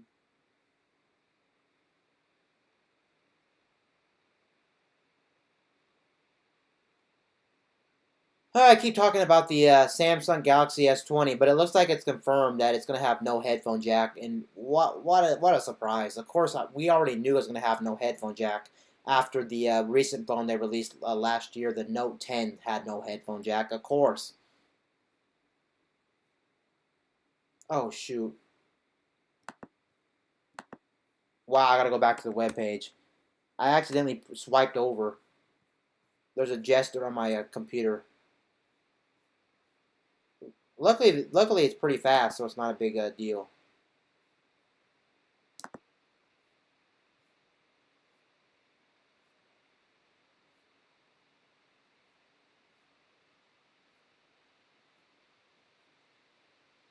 Wow, I've already been streaming for literally an hour. Okay, that's interesting to know. I guess I had a lot to talk about today. There was actually some pretty good stuff, and I started off right. I gotta remember too when I actually start these streams, I need to have stuff to like talk about, so I'll be ready in advance for these streams.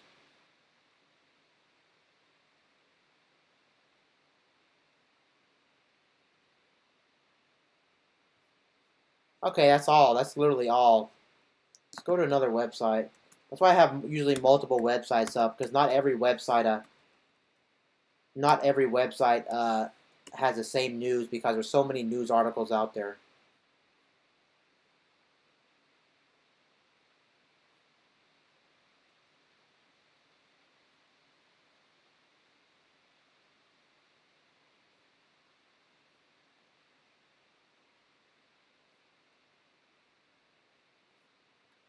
Wow, it's getting pretty dry now. Actually, when it comes to news articles and things like that, it's getting very dry.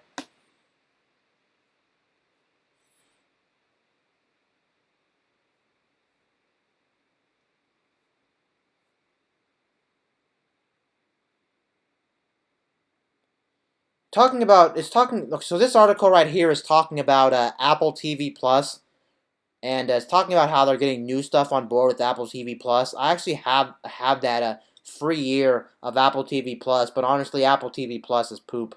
I'm gonna be honest with you. It has the morning show and it has some other shows, but in general, it's poo. I don't care about Apple TV Plus just because they don't have a lot of shows. They have like 9 shows, and none of them speak to me. Literally, I'm not saying it's poo. It's just not for me. It could be good for somebody, but Apple TV Plus is literally not a service for me. I did check out the morning show; it's pretty good, but really, besides that, it's poo. And second of all, I'm not really into that show. It's an okay show. I don't hate it. I don't love it. It's whatever. But yeah, I just don't like the fact that there's nothing to watch on Apple TV Plus. But to be fair, Apple doesn't have anything. They never into like movies and TV shows. So of course they don't have a catalog yet. They have to build it. Whereas Disney Plus didn't have to build it. They already had like thousands and millions of shows at their disposal, whether it's from like original Disney content or whether it's from things like uh, things like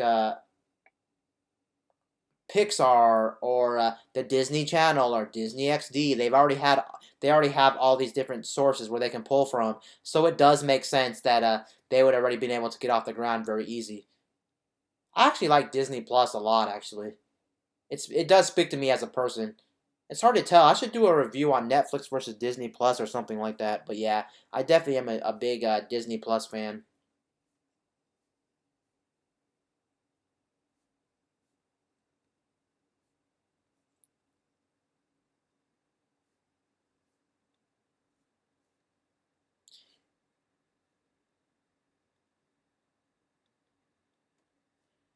Okay, that's not a good article. I was trying to debate if that was an article we should actually talk about, but it doesn't look good.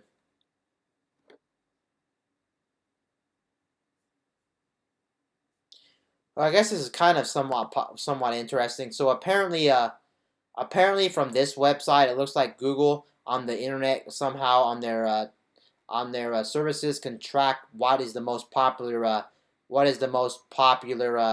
piece of clothing on like a website if you're on like a website that sells clothing and you're trying to find the hottest like trends or something. It'll tell you like what the most people bought automatically. And basically what they're showing is they're showing like a whole bunch of different guys' jackets, and then one of them has like a whole bunch of different numbers beside it to show that it's the most popular. That's interesting. That could actually change the way we buy clothes and things like that online. I do know technology is still advancing, and there's some pretty cool stuff out there. So that is kind of cool that Google is actually implementing that, and that's actually pretty awesome. That's actually interesting. I don't know how much I can talk about it, but I still should say something. So it looks like scientists created a living robot out of stem cells. That's crazy.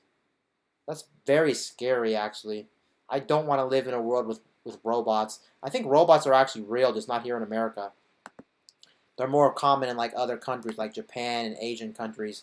Like I know holograms are already a thing, which is crazy. I think I've seen one of actually Michael Jackson, which is actually very, very interesting, to say the least.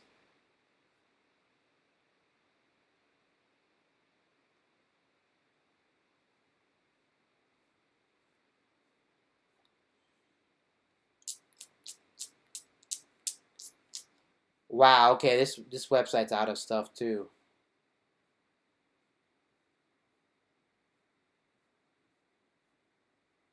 Yeah, this is I think the point I might have to call the stream though because I've been going for a little bit over an hour, and I literally don't have anything else to talk about. Actually, I could do something if I really wanted to, but I don't think it's good for this stream. I have something in mind, but I don't think I actually want to do it for this stream. I think I might save that for another day because I can literally talk about it another day. I'm trying to think if there's anything very interesting to talk about that would be worthwhile here that we can actually look at. I guess right now we can look at the best games of the last decade. I was thinking about doing that before this. Let's look at the best games of the last decade.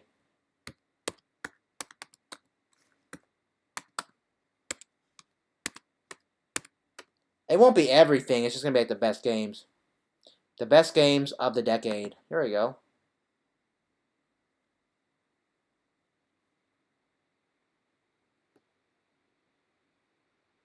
These are just going to be, I guess I can talk about what I played and what I haven't played. See if I can zoom in. Okay, I can zoom in. Okay. How do I drag? Okay. Super Mario Galaxy 2. It's going by ratings here too, like one of the highest rating games for the decade. So Super Mario Galaxy 2. Never played it actually, and yeah, it looks like a very good game on top of that. And then we have the Breath of the Wild.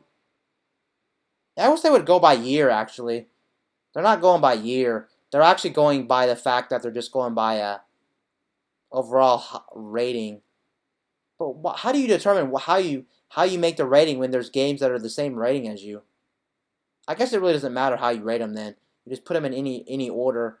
So we have Breath of the Wild, which is an amazing game, Red Dead Redemption 2, Grand Theft Auto.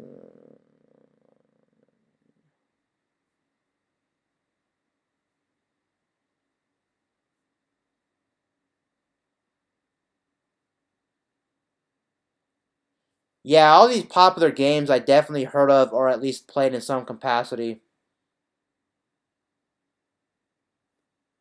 God, I'm trying to see if there's any standouts.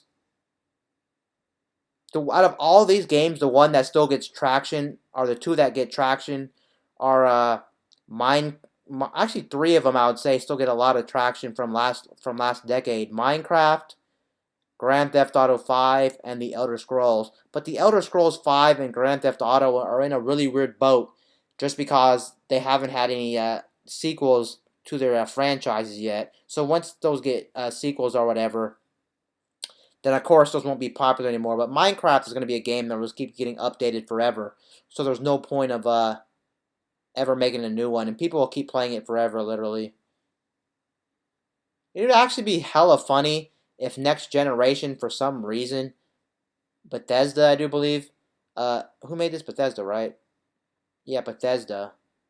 Bethesda somehow just said, well, no Elder Scrolls 6 for you, it's delayed or something, or they said it's going to be coming soon in the next like 10 years, so like, let's just put Elder Scrolls 5 again, Skyrim, on next gen hardware.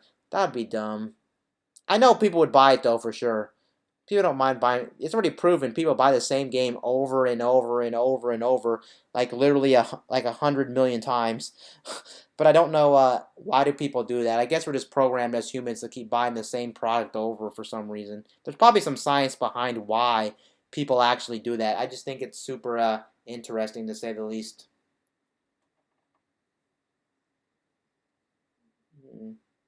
I didn't know Doom 2016 made the list. Wow, Pokemon Go has a bad rating, but we know millions of people played that game. I guess the principle's not too crazy, but just the fact that there were so many experiences with Pokemon Go. You heard Pokemon Go in the news. You heard Pokemon Go. You just heard all these bizarre stories. And my friend told me a story where there was this guy literally who was in Japan, right? And he practically played Pokemon Go with like 10 cell phones on like a bicycle. He had him attached to a thing. That shows you either A, he's serious about the game and he's not kidding around and he wants to capture so many Pokemon, or B, he's purposely trying to do it just to get into the news and make people get him popular. Because there's obviously people gonna want to talk about something crazy like that. There's no way you wouldn't want to talk about something crazy like that. No way in heck. So that's actually very interesting.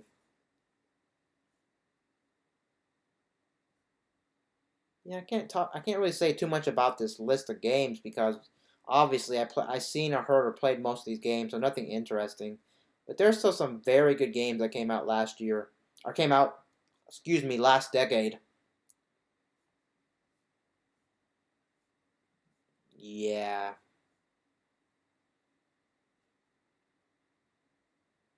I guess right now we can go ahead and check the front page of Reddit. I usually like checking the front page of Reddit to see if there's anything interesting.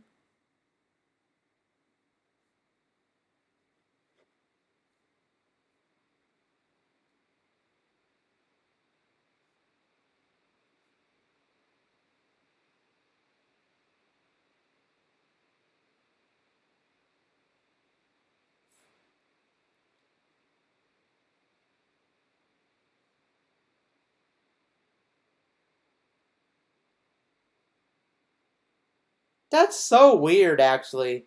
So it says right here that nearly 10,000 people have signed an online petition to have Wendy Williams fired. What's up with this? I should click on it though. That's so interesting. Is this like a joke or is this like serious? Are you serious right now?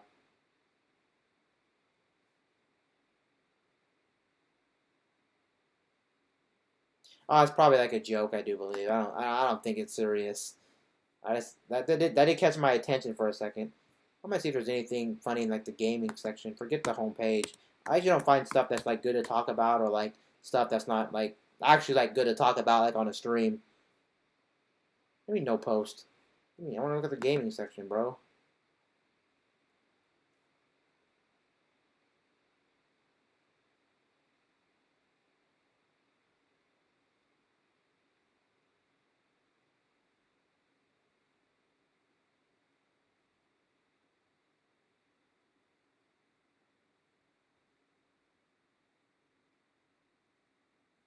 Someone posted a very nice comment on a YouTube video. He's pretty much talking about how there was a 60-year-old man who had chronic pain, and his I guess apparently his doctor told him to go play Resident Evil, and now he's a Resident Evil fan. So interesting. You do meet the nicest people online. The thing is about the internet that makes the internet so awesome is you always sometimes hear the nicest stories or some of the most weird, bizarre stories. Without the internet, some of us may never hear some of these stories in real life. So it is nice. The internet's a thing. It changed. You can't lie. The internet's one of those technologies that literally changed the whole entire planet.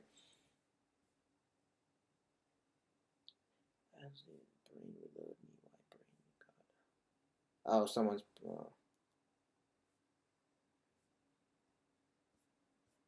No, it'd be actually good to look at right now. Actually, in terms of the internet memes, memes always seem like I don't know how to spell meme.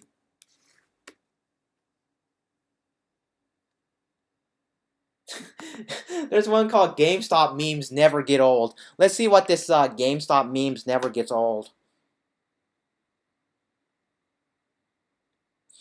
Oh, bro, this is hilarious. We can all relate to this.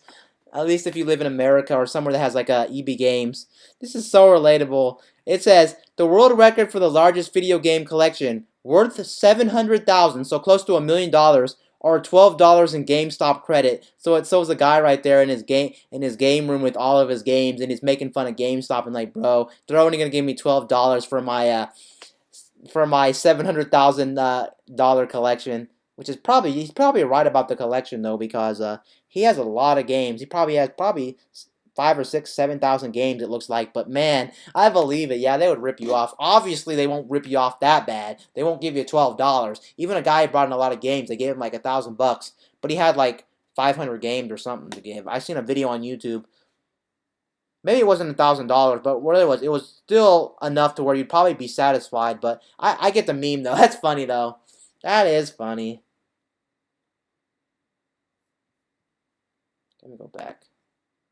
How do we actually get to the memes? How do we? Yeah, how do we get to the memes though? Memes are fun to look at, but how do we get to this? I might look at. No, I just want to look at memes. I guess they're all gaming memes. I guess I'm in the meme section of the gaming section. With new Xbox, this meme aged well. One Xbox, one Xbox box, one Xbox One, one Xbox One box, one Xbox One X, one Xbox One X box. Wow, okay, I'll give them that. It is actually kind of funny because Microsoft literally doesn't know what to name their consoles. So of course someone's gonna make a meme out of it. Like the names are just confusing as shit, which they are very confusing. One Xbox box, one Xbox one Xbox One box, one Xbox One X, one Xbox One X box. Yeah, the names are starting to get a little ridiculous. I will have to admit. These companies need to figure out better ways. It's always like with these other tech companies too outside of gaming. They're like, let's name our stuff Pro this and Pro that, Pro,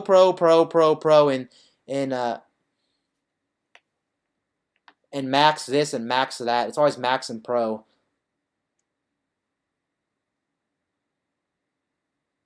Best 25 I've ever spent on a meme.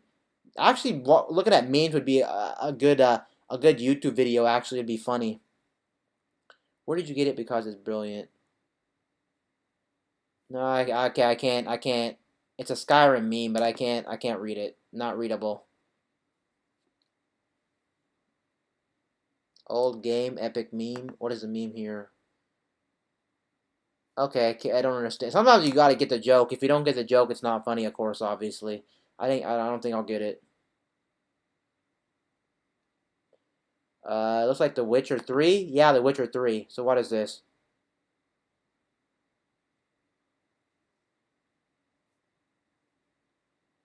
Nah, it's actually a sexual theme too, but it's a sexual meme, but don't get it.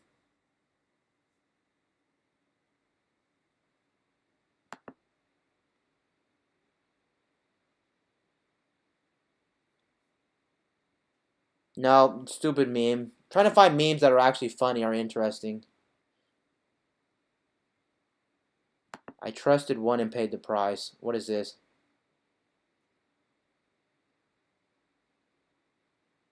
Nope, don't get it. Trying to find stuff that makes sense to me.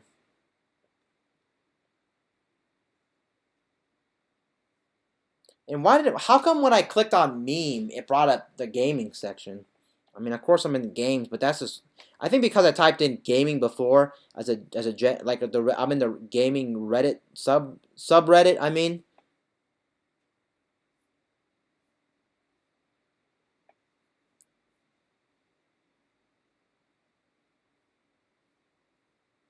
I don't get any of these memes actually. None of these memes actually speak to me I don't get it.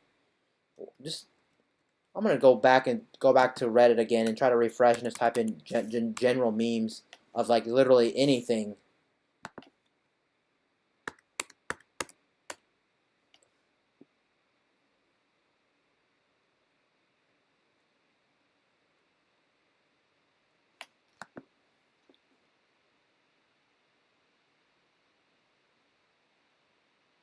No, either I get it or it's not funny.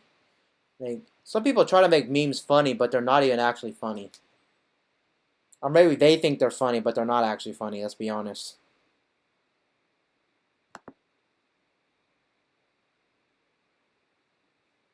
I've seen. So it's interesting. Like, you can't see it on my screen. It's just that I think I've seen that. It's from a video game, but I don't know what the video game is. New Pikachu meme. What is this? Nope. Wow, I'm busting out on these memes. These memes aren't even actually funny.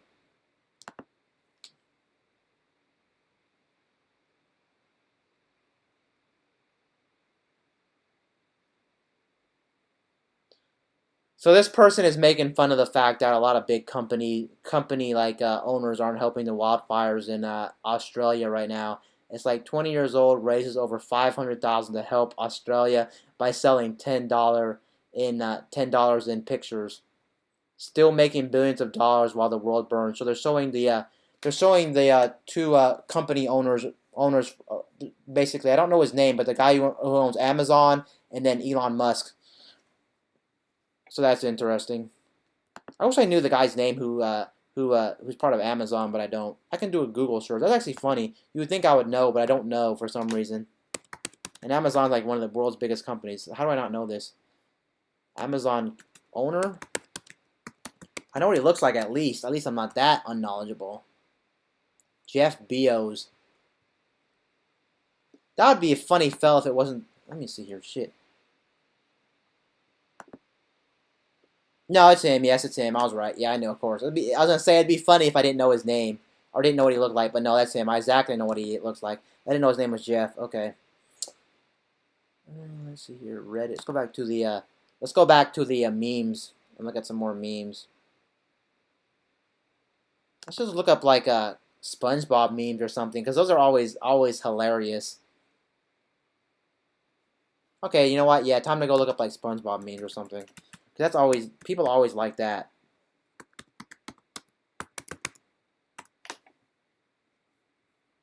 They should literally just have a category for SpongeBob memes.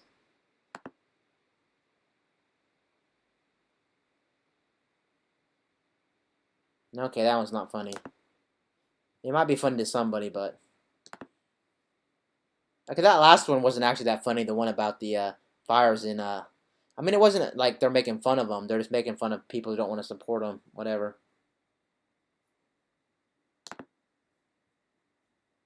I gotta find stuff that I genuinely think's funny.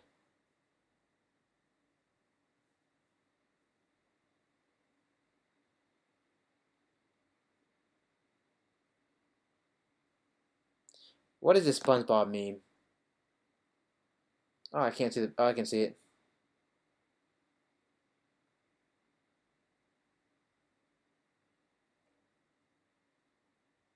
I wonder also why they don't just have like a website or like a channel where they only play SpongeBob forever. It would make sense to me. Not that I really care. I don't actually care that much about that happening, but I feel like that should be a thing where you just play 24/7 SpongeBob forever. Man, that reminds me talking about that brings me to another topic. I can talk about all these YouTube channels that have like a live stream of like somebody talking forever. Or not somebody talking forever, sorry, about having a show on 24/7 and not getting copyright strike. Let's try SpongeBob. You just type in whatever show and usually type in like 24/7. It's funny, it's usually old ass cartoons. It's not anything modern. Or if it's modern, it's still cartoons basically. Nope, they don't have them, but they have one for I'm surprised people go to so much trouble to get all these shows on YouTube and try to do a lot of workarounds so they won't get copyright striked or copyright flagged or whatever. But no, this guy has the Fairly Odd Parents, and it's actually not legal. I'm pretty sure unless you're the copyright owner. But I'm pretty sure. It does say the Fairly Odd Parents official. So if it's owned by that company, they can't do anything. That's what people don't understand. People are like, why are these shows on YouTube in places? Because sometimes it's legal. Like if Disney decides to put something on here, it's definitely legal. But yeah, it's just very interesting. And I thought they had one for SpongeBob, like a SpongeBob 24/7 live stream thing, but I guess not. They have one for Bob's Burgers, and most of these are just like unedited. They're like the full thing in full resolution too, and I guess they don't get caught. Like I'm watching Bob's Burgers right now. Like what is this? How are they not getting caught? And this is the official thing, but a lot of these aren't official. You know they're just not official, and there's no reason to actually have these up there. Okay, but that was, I guess, a not really fresher breath air, but I still want to know how they do it without getting copyrighted. Let's go ahead and go to back to Reddit and look up more SpongeBob memes. But it's actually nice checking in every day because you never know what type of gaming and tech news I'm going to stumble across. But let's see here if there's anything interesting. SpongeBob for meme of the decade? Nope, stupid meme. Very stupid meme. So many memes, but so many of them are just not downright funny. Wow, there's a YouTuber on this meme actually for SpongeBob. I don't know the name of the YouTuber, but I've seen him before. I don't watch his content. I might have seen it once, but I seen this YouTuber. I'm pretty sure he's popular, but I don't get it. But I'm gonna go ahead and skip this. I wish you can see what I'm looking at too, so it'd make it more immersive, so you'd be able to join along. But I can't get that to work, so I'm not actually gonna be doing anything like that. How long have I been streaming? Also, 1 hour. Okay, I might go until the 2 hour mark. If there's anybody in chat too that wants to talk or like wants to talk about a topic, I'm down for it as long as it's not too bad. I'm down to literally talk about anything. I know my stream says chatting about tech and chatting about gaming. That's like the basis of all my streams because it's like all I know. But then if you want to throw something else in the mix, feel free. Like I said, I'm always down to talk about anything with anybody. And you can even cut in whenever you want. I don't care. Or if you want to talk about what I'm talking about, that's fine. But right now, I'm just looking at memes for SpongeBob, because why not? I'm gonna look at general memes. Man, I might go to YouTube actually and look at some more gaming and tech news and see if there's anything interesting.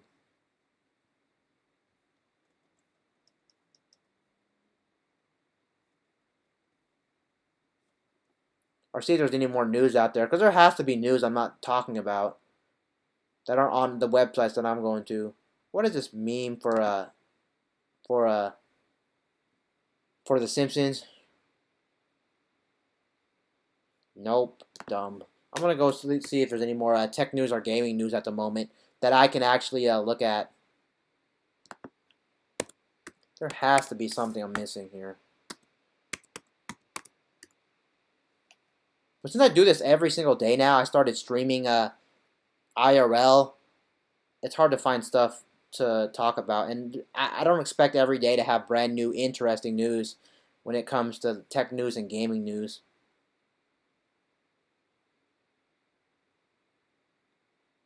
Oh yeah, I guess we can talk about all the games being a lot of the games this year being delayed. Like we have Final Fantasy VII delayed. We also have I think Cyberpunk 2077 being delayed. We also have that Avengers game from Square Enix being delayed.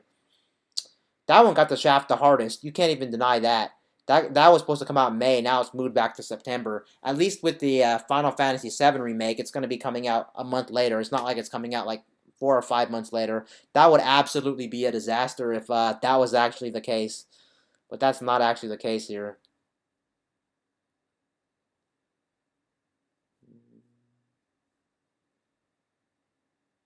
Man, what is there any more news?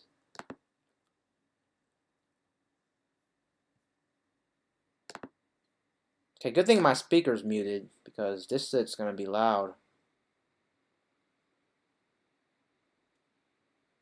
It looks like someone modded the Switch with GameCube controllers for like the Joy-Cons. That's something pretty interesting. Is it practical? Is it useful? I don't know. It's just cool though. It's probably a waste of time to be honest, but it is still cool. Just the fact that someone decided to put GameCube controllers as Joy-Cons and they slide onto the side of the Switch. That's kind of cool. I'm just trying to see if there's like any interesting new gaming news or tech news.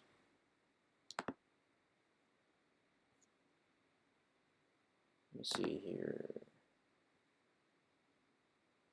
Time evil. Places in black button.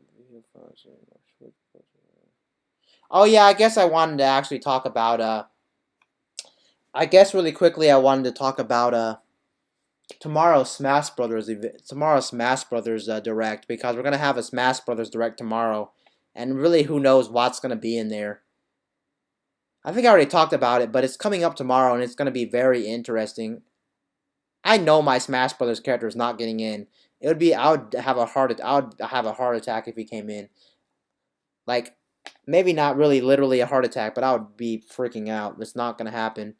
I still think I'm gonna go with the answer everyone else is gonna go with, Dante. It makes sense from it makes sense from a game standpoint that Dante would actually be the character to get in from Devil May Cry. It just makes sense. Really makes sense. But then someone else made a good point also. Why would you put Dante from Devil May Cry inside of Smash Brothers when we already have Bayonetta, and he's kind of like that. He's an action RPG character.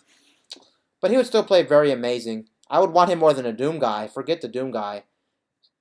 I know it's not going to be first party. I'm like 99% sure it's not going to be first party. Cause I know Sakurai still wants whatchamacallit, or he still likes Xenoblade Chronicles 2, and not apparently, we don't have any Xenoblade Chronicles 2 characters, so I can see there possibly being a Xenoblade Chronicle 2 character in Smash Brothers.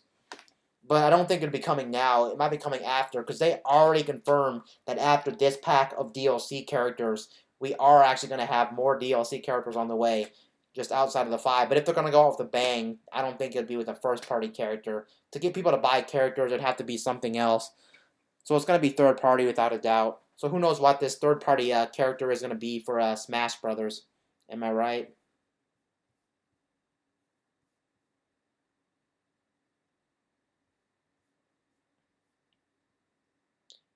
Usually, though, to be honest, when it comes to these live streams in particular, I like doing about an hour live stream, because that's literally like the perfect time to do the live stream, since either A, not a lot of people are coming by, to be honest, and then 2, there's not a lot to talk about each and every day to make a just chatting or idle stream actually be worth actually doing.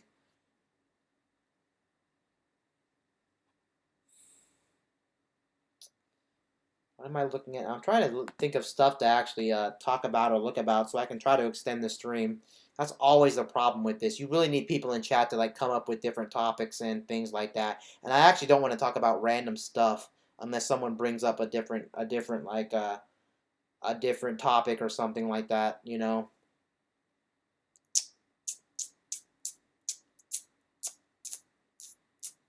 And I don't actually want to talk about the regular news. It's just not a thing that's a good idea, because who knows what's in the actual regular news. So it's always tech news or gaming news. Let me go ahead and look some more gaming news up. There's probably stuff I'm missing.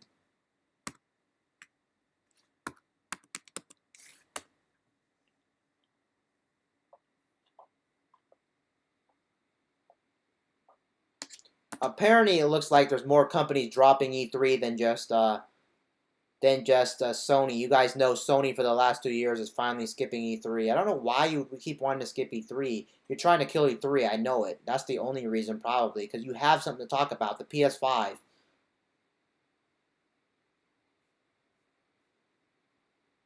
Wow. You know what's crazy from this website? One of the big YouTubers actually made it on this website. Who would have thought? One of their videos made it on here. That's how you get your videos very popular. You have an outside company or an outside website promote your video like that. They weren't probably, maybe they like the YouTuber, or maybe they're just trying to use it because it's all they could find, and it makes sense. That's interesting. Skip it button. Very interesting. Unless this YouTuber owns this website, very possible. But I don't think so. It's cool that if you're embedded into a website, your video, you still get views, and you still get support pretty much, which is actually flat out fantastic. And then of course you can obviously go to the regular YouTube website, but most people probably wouldn't. I would feel like you wouldn't want to go. You just watch the embedded video on the website. That's actually funny. I've actually never seen a embedded video, an embedded YouTube video on another site in a long time. That's actually like linked or like actually on like an extra web-based video player on a website. Very interesting.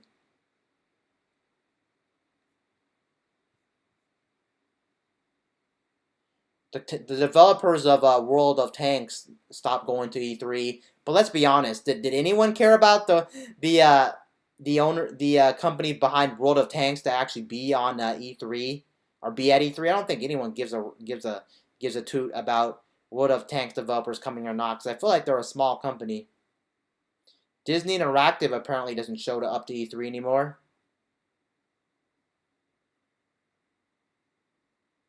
It looks like the company that's taking the place of I think I know last year Square took the place of Sony for their E3 event.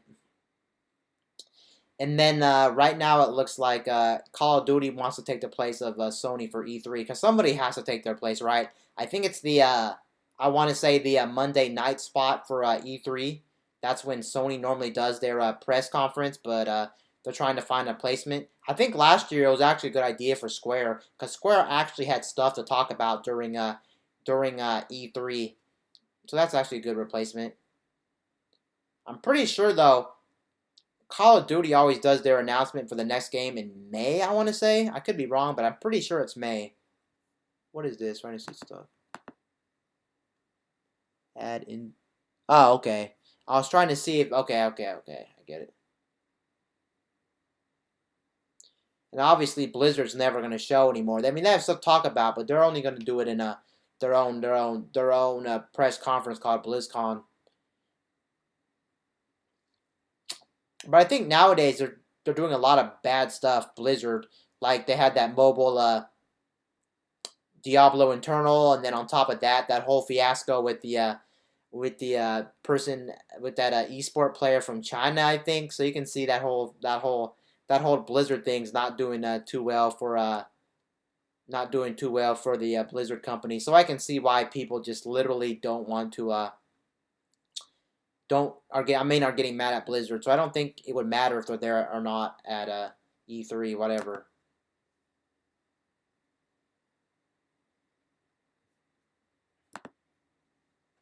Let's see what else is on here actually.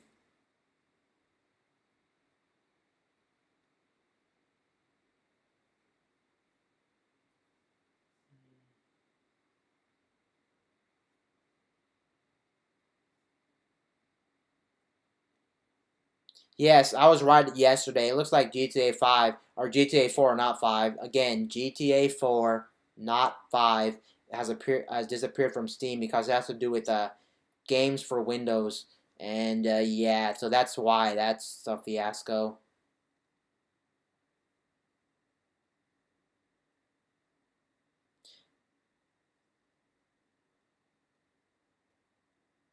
BioWare apparently is tweeting about Mass Effect, and we haven't seen a new Mass Effect in a while, but we did get one this gen with the whole Mass Effect Andromeda, I think it's called, and that game was a disaster.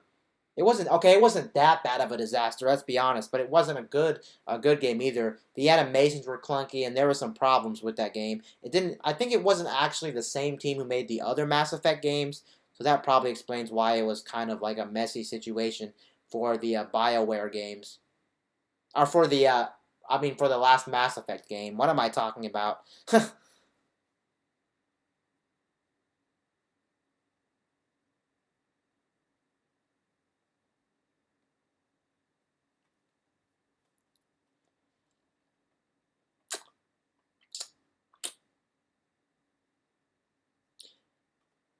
Okay, I think right now I'm just looking at stuff, and it's really starting to become super dry right now in terms of things to talk about and stuff like that. And I'm almost getting about really close to the 2 hour mark. I'm like 20 minutes away from the 2 hour mark. I'll see if I can at least make it to the 2 hour mark. Then I'm actually gonna go ahead and end stream for sure.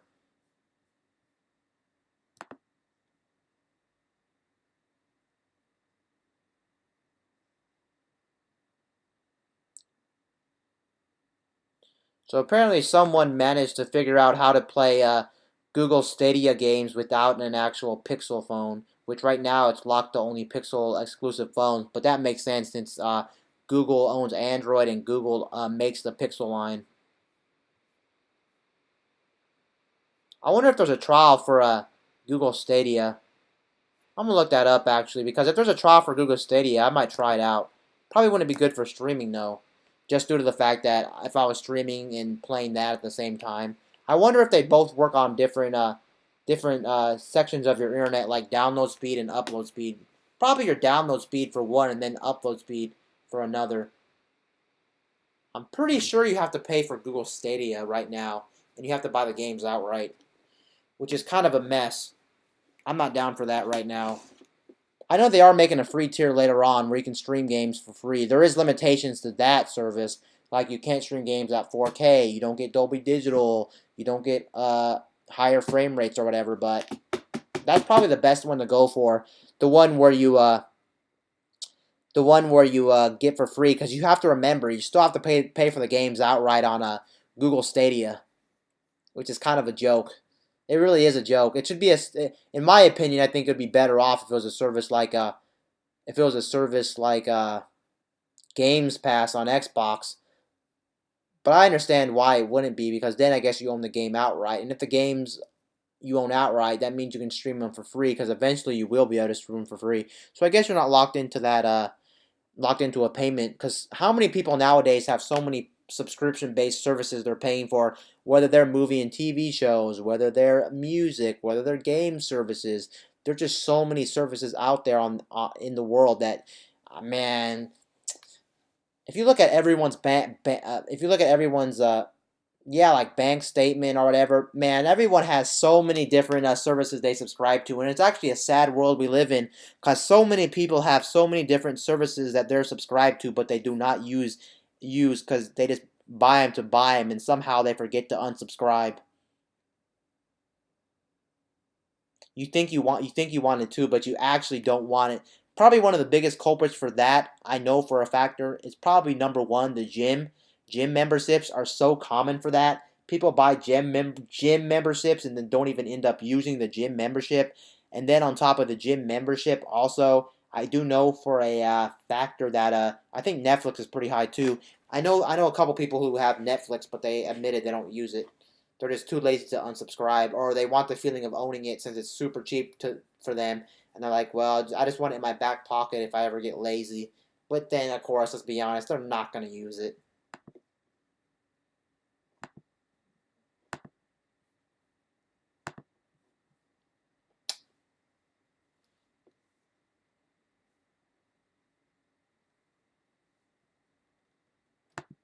It's okay if I go back a couple of days on these old ass articles, because if I haven't talked about it, it's okay.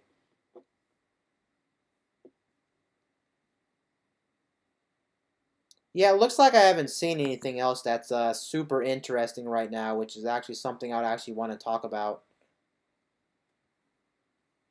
I also try to do tech and gaming, just so the fact that we'll have some variety. And I know some people don't like talking about tech, but they like talking about gaming. Some people like gaming, but they like talking about tech. So I'm trying to really mix it up.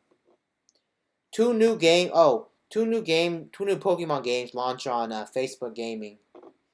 Pokemon Tower Battle and Pokemon Medallion Battle are Facebook exclusives. Huh, that's interesting. This is an old article from like 3 weeks ago, but just the fact that they did that's pretty cool. They got some partnership with the Pokemon Company. Okay.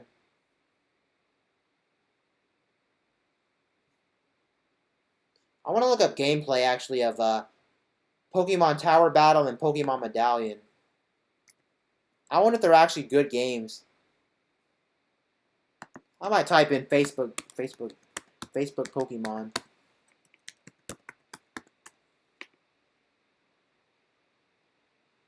I've typed in the name. It's not gonna come up like that. Pokemon Medallion.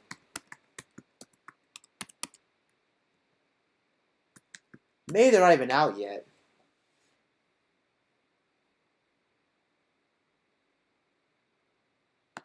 Well, there is a video up about them, but I don't think it's actual gameplay. I think it's just like somebody talking about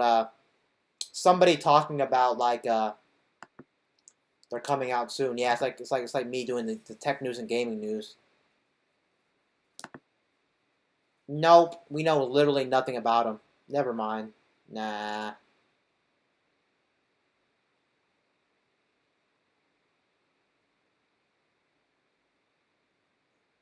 Okay. So that doesn't really tell me anything. I don't see anything for it. That's why probably this website, who was recovering this story, couldn't show gameplay because there's nothing to be had. It says it launched though. Launched means like it's already out.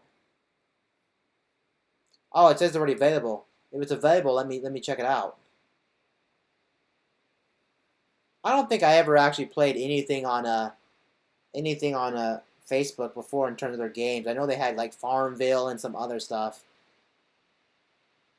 Yeah, they have a whole bunch of stuff you can play with other people. Okay, here it is. I guess I could play it now if I really wanted to. I guess we can check it out live. You can't see anything, but we can check it out.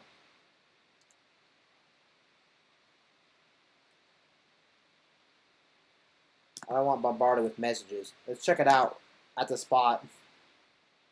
Oh, so it's a multiplayer game of some sort. I'm playing with somebody else. Now wait for your opponent to play. What are we doing here? Rare Pokemon? All these Pokemon are Gen 1 Pokemon. We got a Lapras. Yeah, we got a Lapras from Gen 1. What are we doing? Drag to move your Lapras around. What are we doing here? Okay, let me drop it. What the heck? Dude. Oh, I gotta press a button. This looks kind of silly and dumb, actually.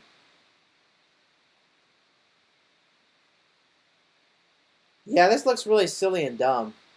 It doesn't actually look good.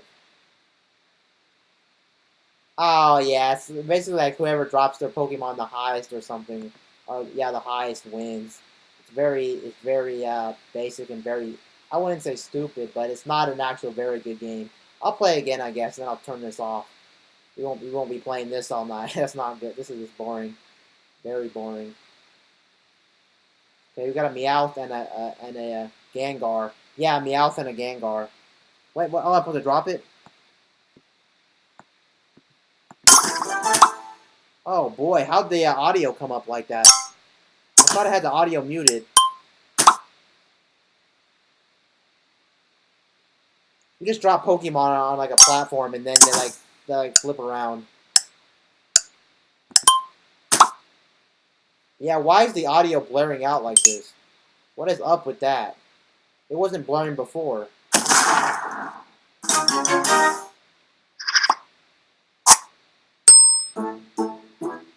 I lost. Okay, whatever. I'm turning it off. Okay, I don't know what exactly the other Pokemon game is, but that Pokemon game is seriously no good.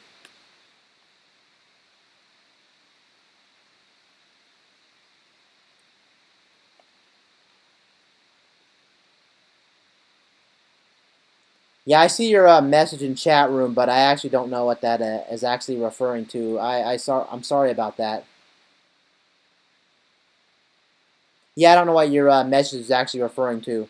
But yeah, I was just checking out the two new Pokemon games came to Facebook, like the Facebook free games, and they're not good. Of course, that's what I was pretty much expecting. But yeah, the stream's probably winding down at this moment because there's literally nothing else to talk about. I talked about the current gaming news and tech news, and now I'm just, yeah, I can't find much to talk about. And I've almost been going for 2 hours now anyway. I'll probably just wait it out until I hit the 2 hour mark and then cut the stream. Just so it'll end on the hour. It just makes more sense to me to cut the stream on the hour. So I'm going to go ahead and cut the stream on the hour. I guess I'll go back to the internet and see if there's anything. I might try tech news actually now. Just a general search. I'm usually on websites, but I'm going to try general search to see if there's anything.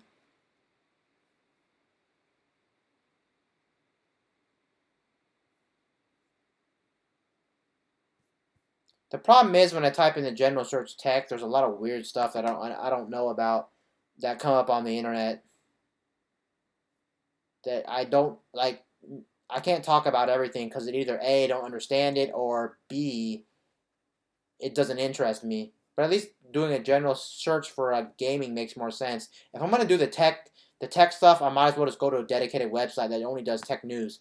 Then I understand it, because here there's a lot of weird stuff that I wouldn't know about that just don't make sense. They probably make sense to somebody, but not for me. I want to see if I can bring some stuff on stream too, like for instance maybe food or like my pets or something like that we can actually interact with. I'm trying to see if I had any games that I can show on stream, but I don't really collect games, to be honest. I buy games, but they're all digital. So you can look at my game collection at the moment because I have nothing to show for my game collection.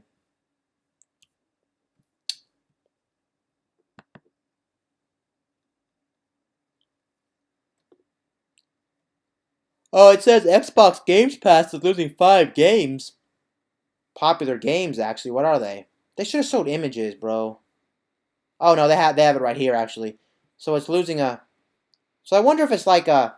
I wonder if Games Pass is like a Netflix where it loses games all the time, or not. But here it is. We have Resident Evil 4. No, these are games that are arriving. Sorry, whoops. Nope. So where's the games that it's losing? It's a podcast. That's weird too. There's an embedded thing for a podcast here. What is this? Okay, whatever. It won't play. So forget it.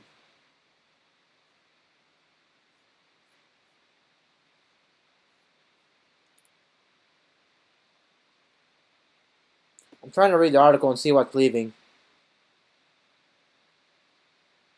Oh, I guess these games are leaving. That's weird. It says right here, Arise on.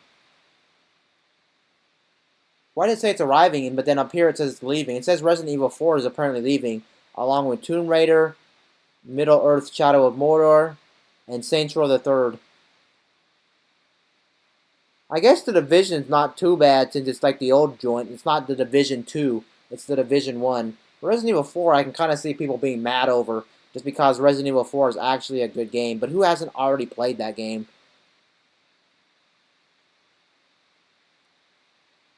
Tomb Raider's leaving. I don't know which one. I know they made a couple of them on current gen stuff, I think. Middle Earth is kind of a shame. That's actually a pretty good game. And then we have Saints Row the Third, which I don't think anyone cares about the Saints Row the Third leaving. I mean, somebody probably does. Don't get me wrong, but why do I feel like that's a game that nobody literally cares about?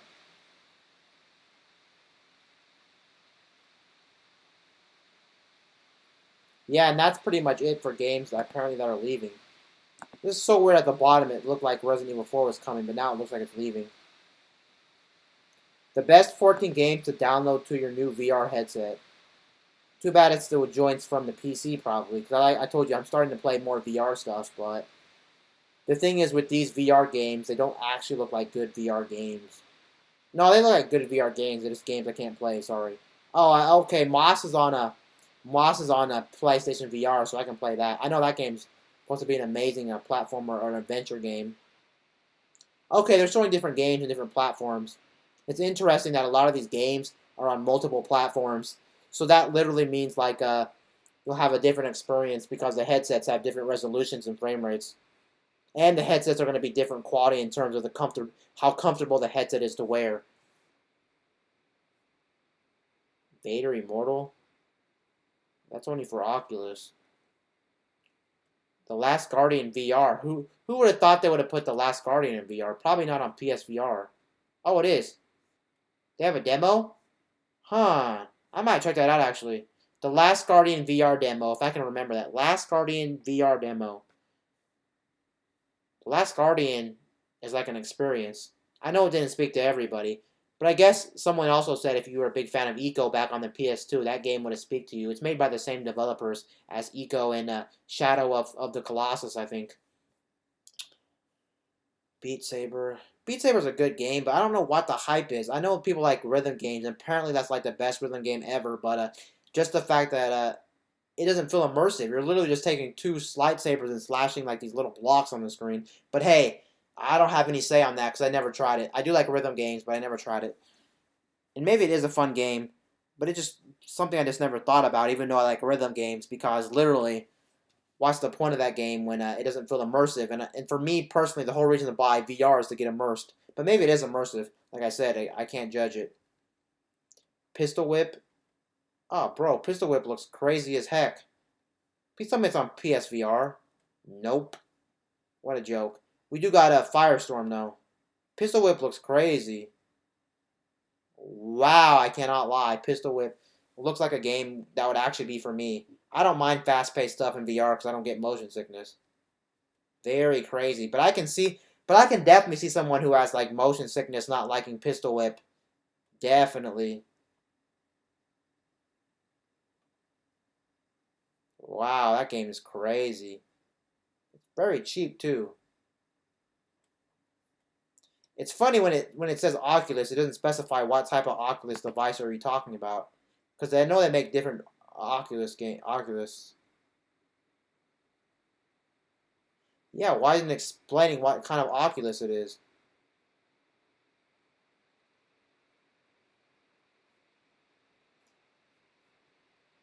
I know people are gonna give this 5 stars. It looks crazy as hell. The only one that gave it a bad score is somebody who had a pricing error for the game. But yeah, I can see that game being like a game I would actually want to play. Pistol Whip. Oh well. Tetris Effect.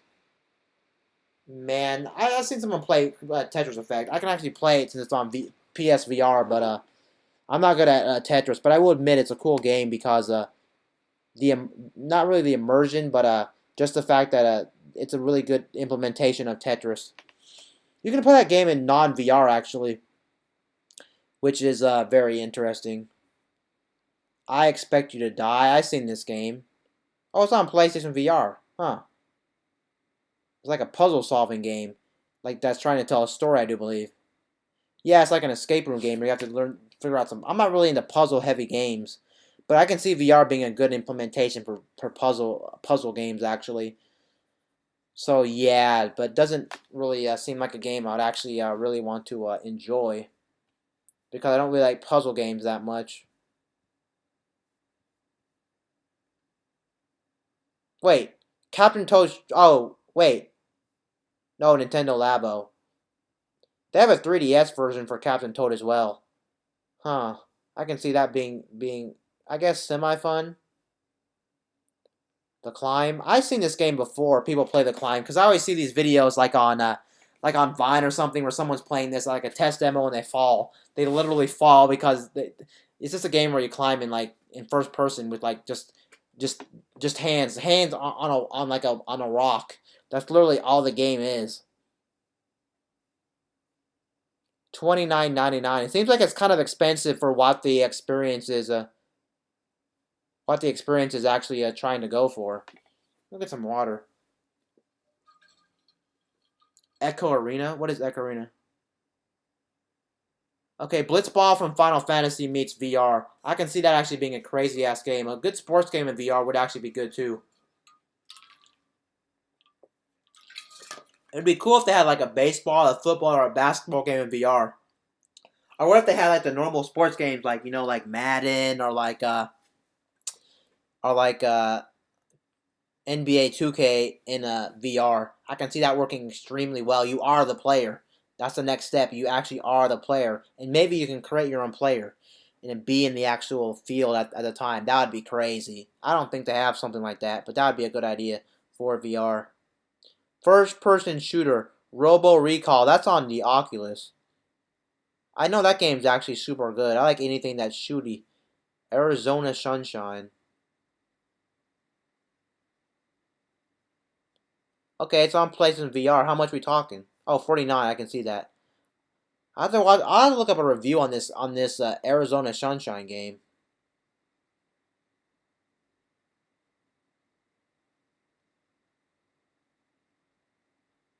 So basically, it's just like a Call of Duty Zombies or like a Left 4 Dead in first person in VR.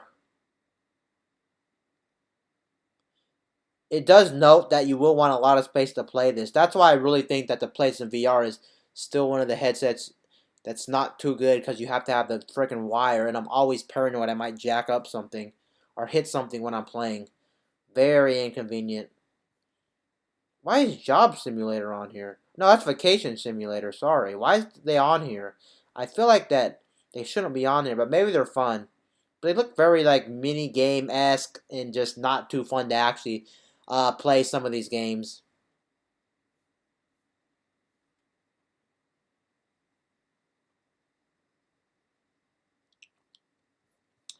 Okay, it's already past. It's already going past the 2 hour mark for me. I'll keep going a little bit longer, but then I'm gonna go ahead and head out. I've had a really nice stream, and I found some pretty interesting stuff on the internet. Yeah, okay, here's a new article. It looks like seniors are playing a lot of video games.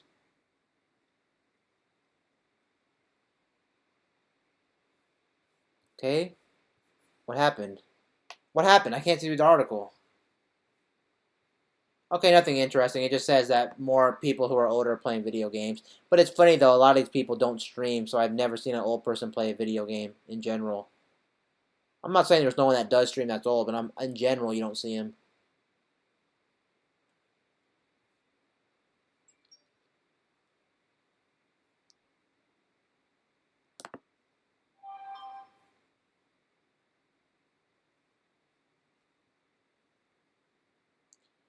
The most disappointing games of 2019. Let's see what the most disappointing games of 2019 are actually. There's a list right here that somebody has on one of the websites. Death Stranding. I heard that was a mixed bag. I don't necessarily say, oh, disappointing, not like the worst game. Disappointing and worst are two different things. I heard I've heard mixed stuff about Death Stranding actually. So that's actually very interesting.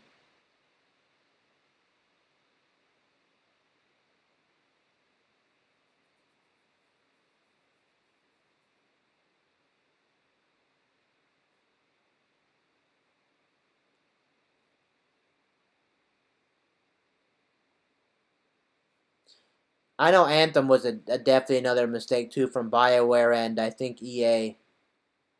Or maybe it was just BioWare, but either way, it was definitely a very bad mistake. I feel sorry for the people who bought Anthem for sure. Not really too mad about the Death Stranding people, because like I said, it's a mixed bag and it's not actually a trash game. I know it's disappointing to a lot of people, but at least it wasn't a dumpster fire like Anthem was pretty much god awful.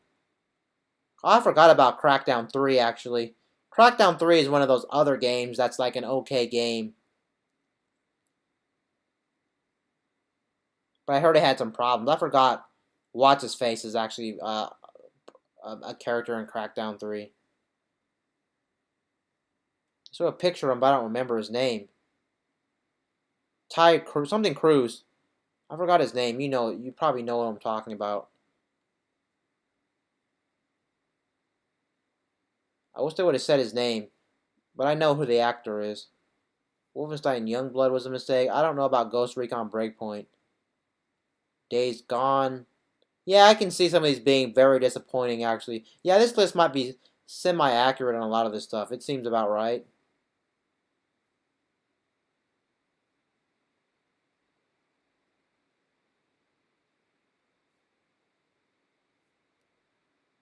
Okay, Mario Kart Tour made the list, but that makes sense because probably people are mad at like the whole microtransaction business model this thing actually has. So I can see that being a definite thing. Contra Rogue Corps. Yeah, 2K20 was like broken or something. They keep making bad games for some reason. It was like laggy, choppy. That game's like unplayable. That's not even disappointing. That game's like trash.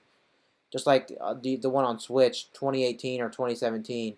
Not a good game, let me say the least.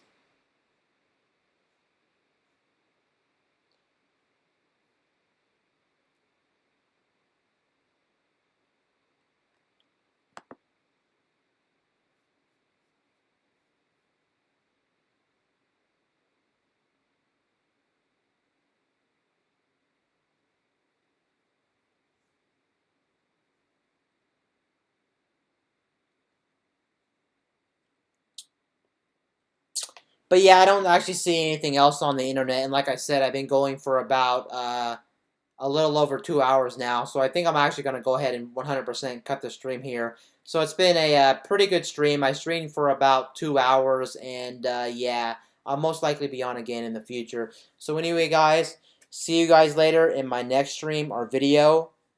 I'm out.